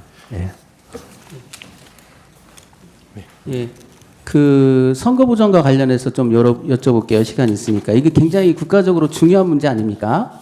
지금 이 부정선거가 있다고 믿는 많은 사람들이 지금 굉장히 분노하고 있는 이런 상황인데요. 증인께서는 여러 번 대통령, 국방장관과 회식도 하시고 저녁도 하시고 굉장히 깊은 얘기를 나누신 것 같아요. 그건 맞죠? 그 부분도 조금 제가 드릴 자, 말씀이 그래서 있는데요. 물어보는 겁니다. 예. 왜냐하면 그 부분이 굉장히 큰 예, 오해를 하고 계시기 자, 때문에 지금 시간이 없으니까 예. 제가 이렇게 물어볼게요. 저는 대통령님과 자, 편하게 선관위로 앉아서 식사를 하고 그럴 만한 네, 위치에 자, 있지 않습니다. 네, 알겠습니다. 선관위로 그 방첩사 요원들이 출동을 할 때 상황들을 보면 뭔가 부정선거가 있었다라는 확신이 있었던 것 같아요. 혹시 증인이 느끼시기에 대통령이나 국방장관이 이 사유로 선거가 부정선거였다라고 믿는 것 같았습니까? 뭐 그 부분에 대해서는 저의 느낌을 물어보시는 것 같은데 예. 뭐 이 자리가 느낌을 얘기하는 자리는 아니라고 생각합니다. 그러면 증인도 정성우 1처장뿐만 아니라 배정효라고 있죠? 밑에 부하 중에? 뭐 특정 부하들의 이름을 좀 거론 안 그러니까 하셨습니다. 예, 그분도 있잖아요. 네. 그러니까 부정선거가 있는지에 대한 검토를 정성우 1처장한테만 지시한 게 아니잖아요. 복수로 지시해가지고 복수의 보고서를 받으신 거 아닌가요? 그거는 사실관계가 완전히 다른 게 예. 그 중령이 그 대령의 부하입니다. 그래서 배정효 같은 과입니다. 배정효 그 배모 담당자가 기한을 해서 만든 거를 정성우 1처장이 비서실장이 당시에 네. 보고를 하셨군요. 네네. 그러면 그 보고 내용에 대해서 증인께서는 어떤 판단하셨나요? 믿을만하다 이렇게 보셨나요? 저는 궁금했습니다. 그래서 부정선거가 있다는 사람도 있고 예. 없다는 그래서 그분들은 다 결론을 내서 보고했다고 해요. 그게 그거 아닙니까? 이미 대법원 판결로 확정돼서 불필요한 논쟁이다. 그 다음에 자유민주주의 및 선거 시스템이 고도화된 대한민국 사회에서 실현이 어려운 얘기다. 그 다음에 사전투표 관련 관리 부실과 부정선거는 구분돼야 된다. 라고 말하면서 심지어 부정선거를 주장하는 사람들을 멀리해라라고까지 얘기했어요. 그분들은 증인께서 뭔가 부정선거를 주장하는 사람과 지금 가까이 있다라고 느끼기 때문에 이런 말을 하는 거 아닙니까? 혹시 이 보고 검토를 지시할 때 왜 이걸 검토하라고 했는지 물어보신 적 전달한 적이 있어요. 그 실무자들한테 당시 비서실장과 그 부하한테 내가 왜 이걸 보통 방첩사령관이 궁금해하는 것은 나름대로 군 정책이나 국가 정책과 관계가 있기 때문에 궁금해하는 거 아닙니까? 이것도 공무원이에요. 그렇죠? 공적으로 임무를 시킨 거지 사적으로 임무 시킨 게 아니지 않습니까? 그렇죠? 보고서를 만드셨습니까? 아니면 구두로 보고를 받으셨습니까? 재판장님, 제가 생각했을 때는 이것이 탄핵 심판과 무슨 관련이 있는지 저에게 왜 질문하는지 이해를 못하겠습니다. 그래서 여기에 대한 증언은 제가 굳이 할 이유가 없을 것 같습니다. 다른 예. 질문 하시죠. 네. 그리고 한 가지만 더 시간이 있으니까요. 아까 그 군판사 4명에 대해서 어떤 사람이냐라고 알아보라고 지시한 것은 분명히 맞는 거죠? 저기요. 그거는 신문 제안했습니다. 예. 이상입니다. 예. 15분 재반대 신문하십시오. 재판장님 잠시 있습니다. 아까 전에 3분가량 저희가 시간을 남겼었습니다. 같이 하십시오. 네. 18분 넣으세요. 예, 먼저 좀 질문하겠습니다. 그 사건 기록을 최근에서야 받아보셨다고 네. 하셨습니다. 그죠? 예. 보면은 수사기관에서 진술을 하셨던 것들이 일부는 약간 그 뒤에 진술한 거랑 내용이 틀린 부분이 좀 있습니다. 그러면 앞에 한 진술과 뒤에 부분에 한 진술이 차이가 나는 부분은 어떤 부분들인가요? 그냥 그것도 무슨 제가 전문적인 법률인이 아니기 때문에 어떤 표현을 해야 될지 모르겠는데 예. 상식적으로 봤을 때 제가 조사를 6번인가 7번인가 받았습니다. 예. 그런 상황에서 어떻게 모든 것을 다 기억하고 모든 것을 다 설명할 수 있겠습니까? 그때마다 생각이 좀 바뀌더라고요. 왜 기억에 혼선도 있고 기억이 새롭게 나기도 하고 그래서 그때 있는 그대로 그 제한되는 환경 내에서 제가 말씀을 드린 것이지 그런 취지라고 이해해 주시면 좋을 것 같습니다. 예, 알겠습니다. 아까 사이버 관련돼서 수사한 경험을 증언하려고 하니까 이제 막았는데요. 예, 아까 그 말하고 싶으신 게 뭡니까? 이 사이버 관련해서 제가 드리고 싶었던 말씀 중에 하나가 저는 방첩사령관으로서 지난 1년 동안 사이버 관련된 여러 건의 조사, 수사, 사건 이런 것들을 실제로 지휘를 했습니다.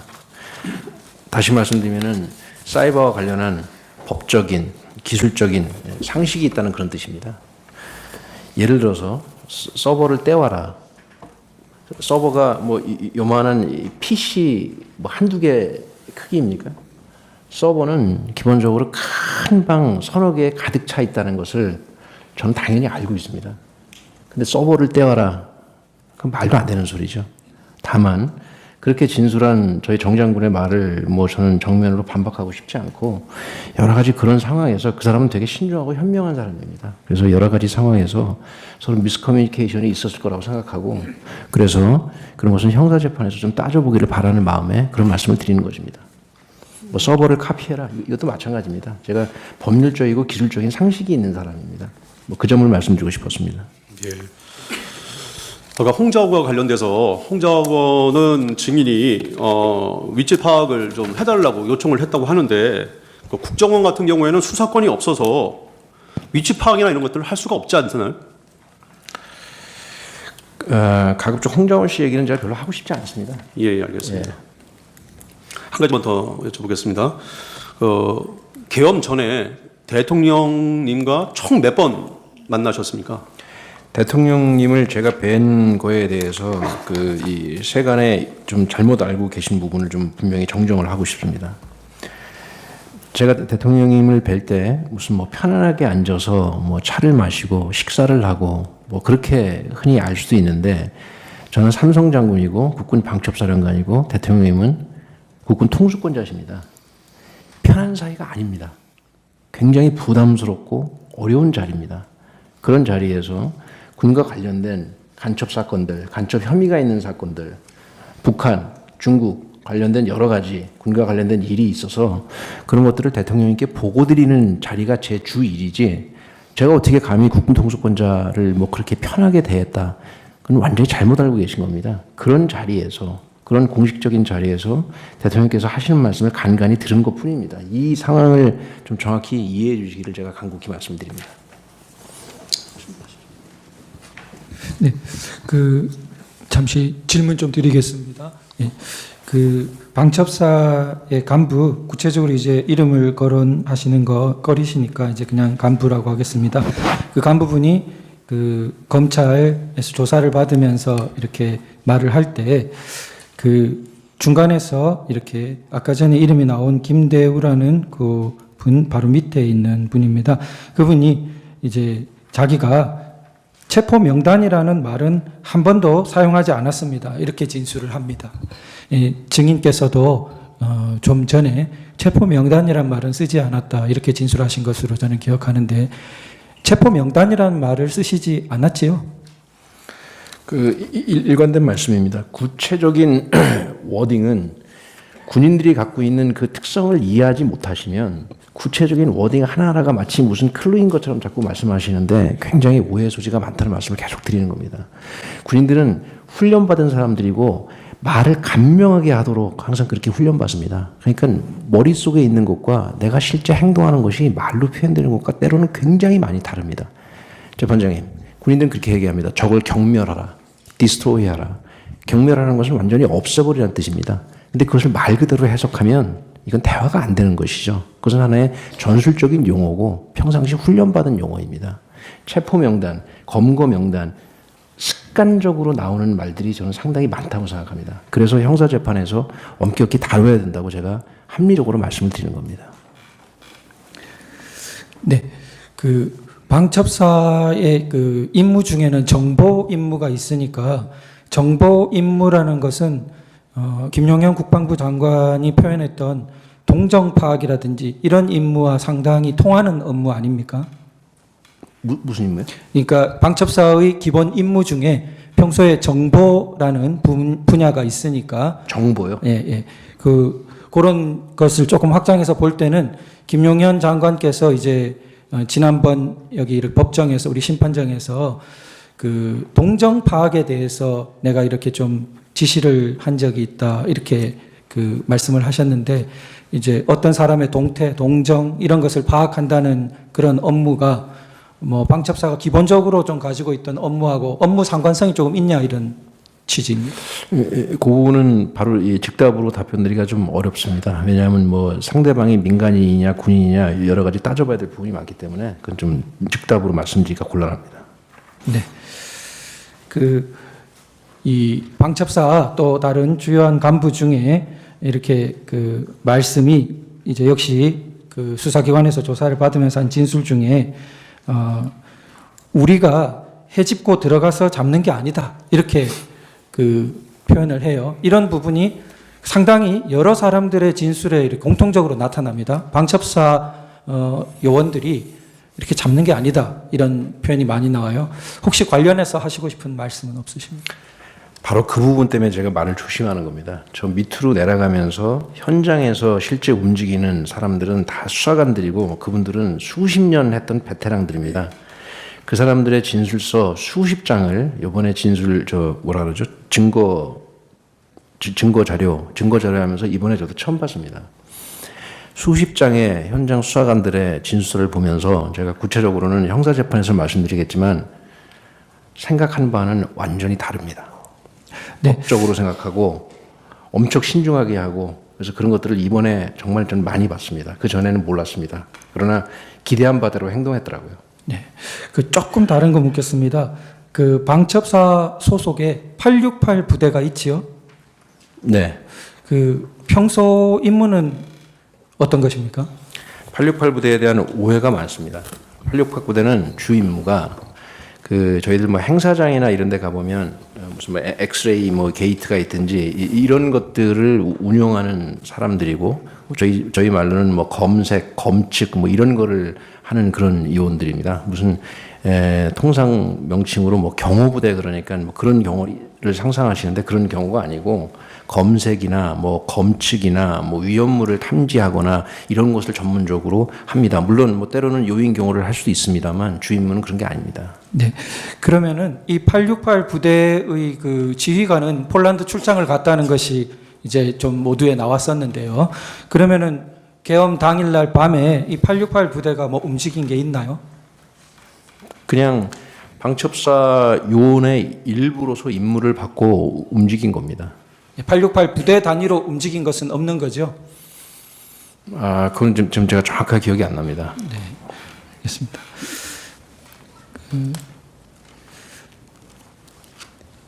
네, 일단 여기까지 하겠습니다.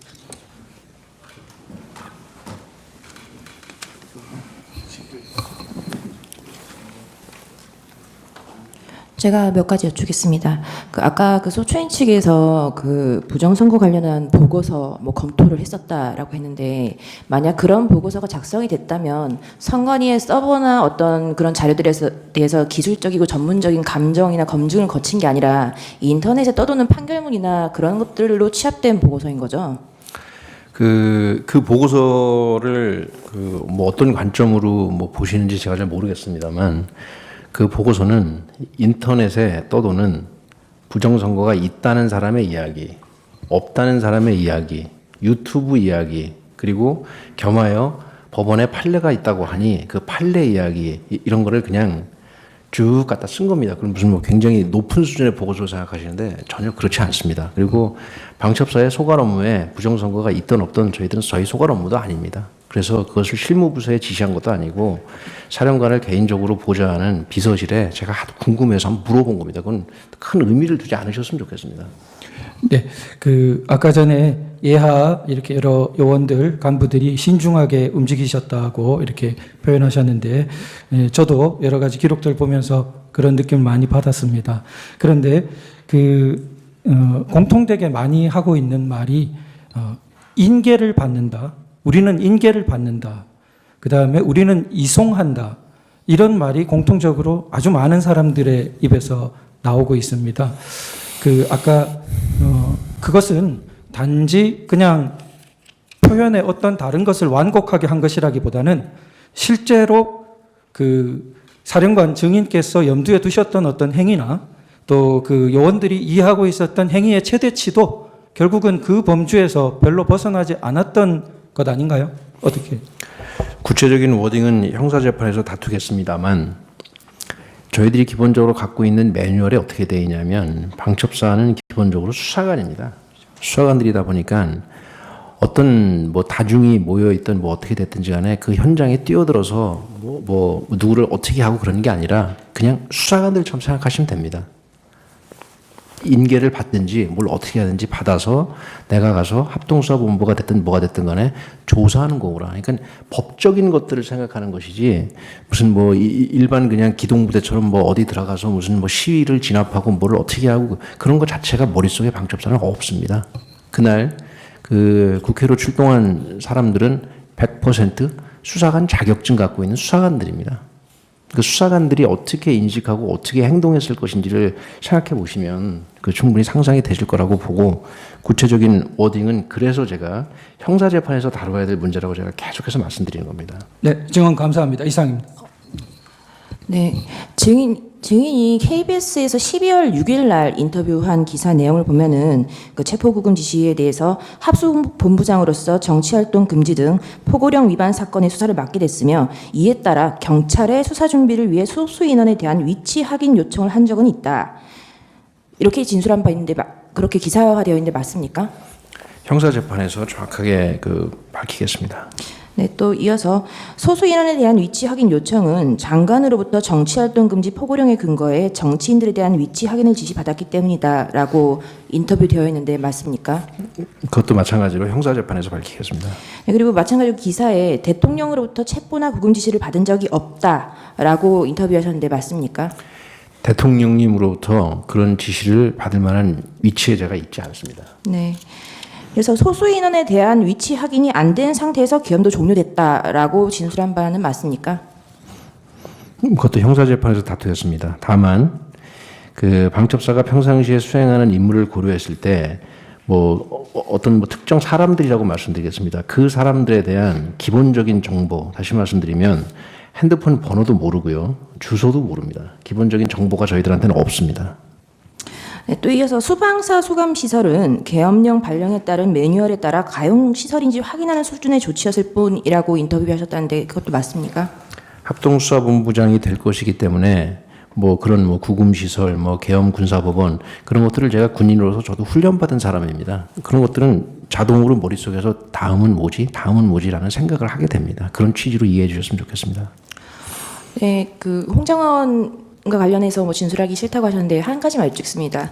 그 만약에 누구누구에 대해서 위치 추적을 하라고 했다면 사람 이름을 불러줬을 것 같은데 홍장원의 메모에는 사람 이름이 아니라 선관위원장, 전 대법원장, 뭐 노조위원장 이런 식으로 메모가 되어 있는데 그 증인의 기억에 누군가를 위치 추적하라고 불러줬다면 그런 직급이나 직책을 불러준 기억이 있나요?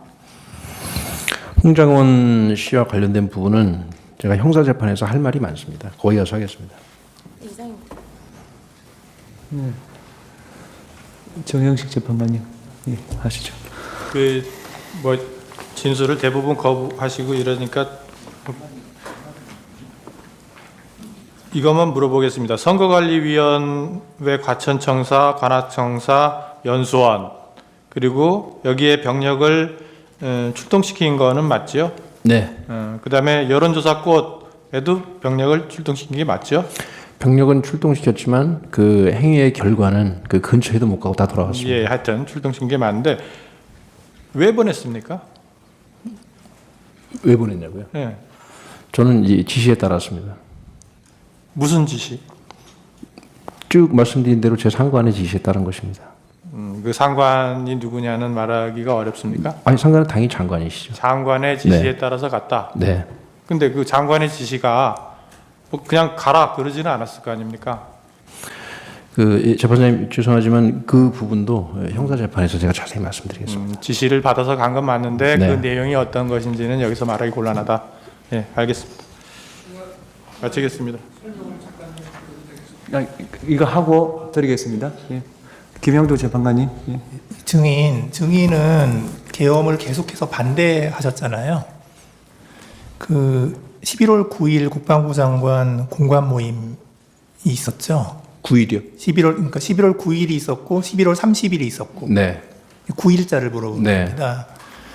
이제 9일 때 이제 그 김용현 장관이 이제 뭐 대통령께서 탄핵이 남발되고 예산이 삭감되니까 어려움이 많아서 비상조치를 해야 하는 것 아니냐 이런 말씀을 하셨고 장관도 생각이 똑같다 뭐 이런 얘기하니까 증인이 반대했잖아요. 9일이요? 9일. 그 30일 아닙니까? 아, 예. 그 예.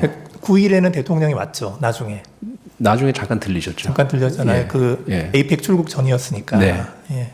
이제 그때 하여튼 그랬고 이제 30일 날 또 이제 그 국방부 장관 공관에서 다시 모였잖아요. 이제 모인 게 아니라 저 혼자입니다. 아, 예. 예. 그러니까 국방부 장관하고 증인하고 둘. 다른 여러 가지 업무가 있어서 보고 드리러 들어갔었습니다. 아, 그랬군요. 네. 근데 이제 그때 이제 장관께서 이제 그 김용현 장관이 조만간 계엄을 하는 것으로 대통령이 결정하실 거다 이렇게 얘기를 해서 증인이 막 흥분하면서 반대했다고 하는데 맞습니까? 그 재판관님 제가 이제 검찰의 진술한 여부도 있지만 네. 정확한 워딩은 이 형사재판에서 정확히 말씀드리겠습니다. 아, 예. 그때 그 김용현 장관이 국회를 계엄군이 통제하고 계엄사가 선관위와 여론조사 꽃 등 부정선거와 여론조작 증거를 밝혀내면 국민들도 찬성할 것이다. 이런 거를 김용현 장관이 얘기한 적이 있었나요? 그 앞서 이 청구인 변호사님이 질문하셔서 제가 답변을 드렸습니다. 그때 뭐 정확한 워딩보다는 제가 어떤 취지로 이해했는지를 제가 답변을 앞에 드렸습니다. 그 예. 답변 다시 드릴까요? 예, 좀. 예.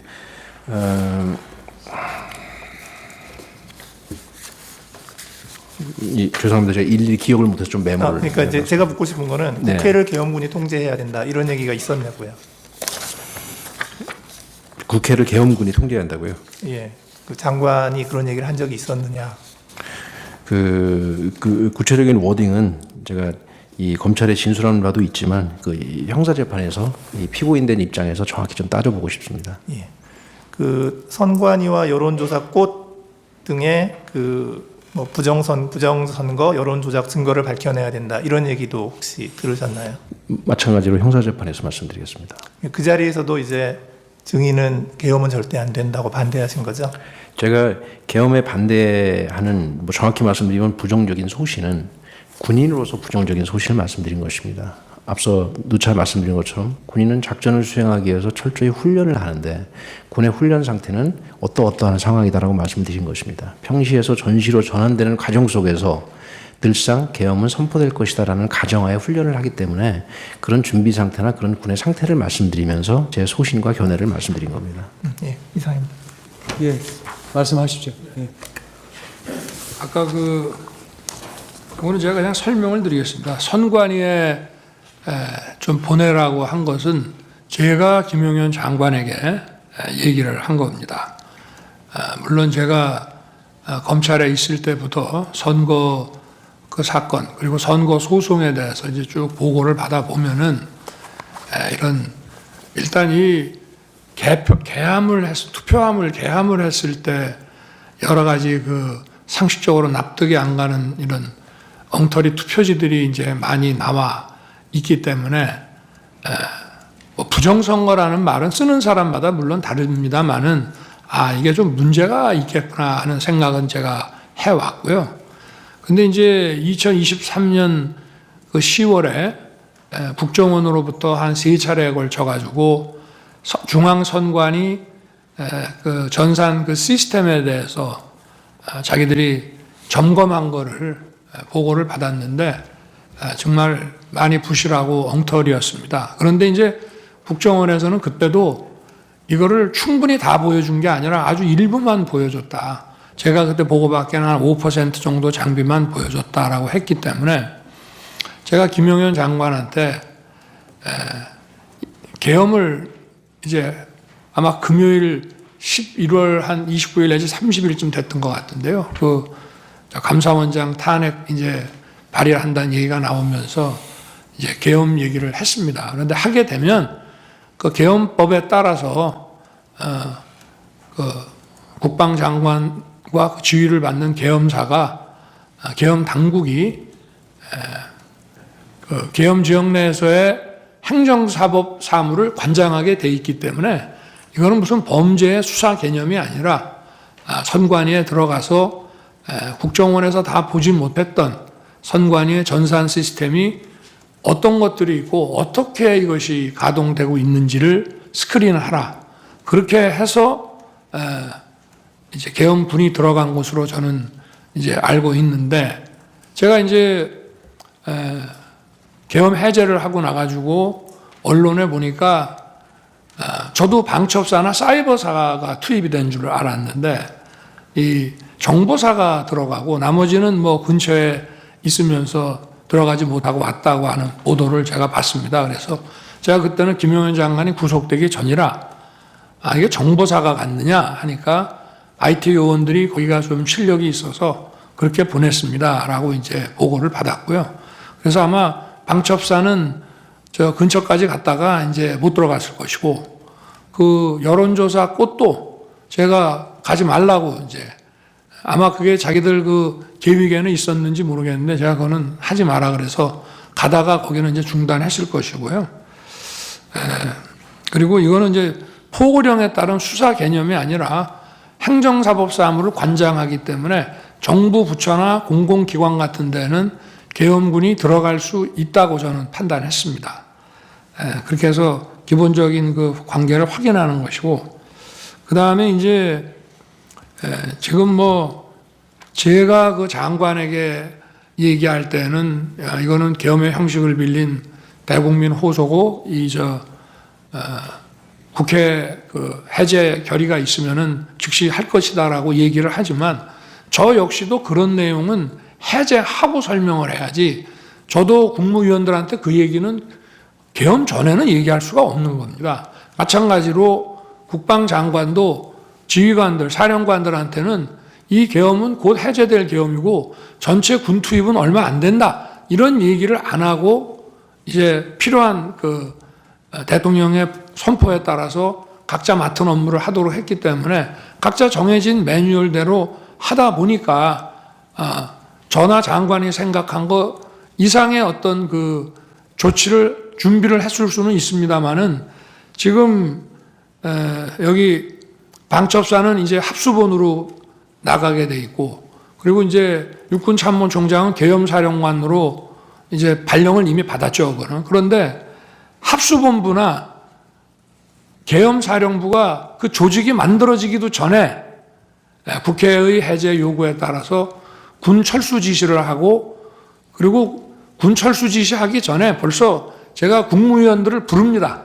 나와서 비상계엄 해제를 하려면은 국무회의를 해서 또 해제를 해야 되기 때문에 집에 들어간 국무위원들을 나오게 하고, 그 시간까지 기다리기가 뭐해서 저 장관하고 계엄사령관을 불러서 저 군을 철수시켜라. 특히 국회에 있는 군은 이동수단이 도착하기 전이라도 무조건 경내에서 빼내라. 이제 이렇게 하고, 그리고 기다려도 이제 저 국무위원들이 빨리 도착을 안 하니까 제가 먼저 브리핑룸으로 가서 군은 철수시켰고, 이제 정족수가 채워지면 계엄 해제는 곧 한다, 이렇게 이제 발표를 합니다. 그래서 지금 뭐 여러 가지, 아까도 제가 말씀을 드린 게 아무 일도 안 일어났다는 말씀을 아까 드렸고요. 이번에도 역시 지금 뭐 방첩사도 많은 사람들이 조사를 받았습니다만은 방첩사 본연의 일이 아니고 방첩사가 합수본으로 이제 역할을 맡게 돼서 하는 업무인데, 합수본 자체가 지금 저 방첩사령관이 합수본부장으로 장관에 의해서 임명만 받았지 합수본 자체의 구성이 하나도 안 돼 있었습니다. 그 상태에서 해제가 됐고 아무 일도 안 일어났다는 말씀을 드리고, 계엄사 역시 마찬가지고요. 그리고 이제 아까 그 선관위에 왜 가셨냐고 하는 문제는 제가 그래서 계엄법 7조에 따라서 행정사법사무를 관장하기 때문에 제가 평소에 의문을 가졌던 거, 또 2023년 10월에 국정원 보고를 받고 대단히 미흡하게 점검했다는 것 때문에 어떤 시스템이 있는지는 알아놔야 나중에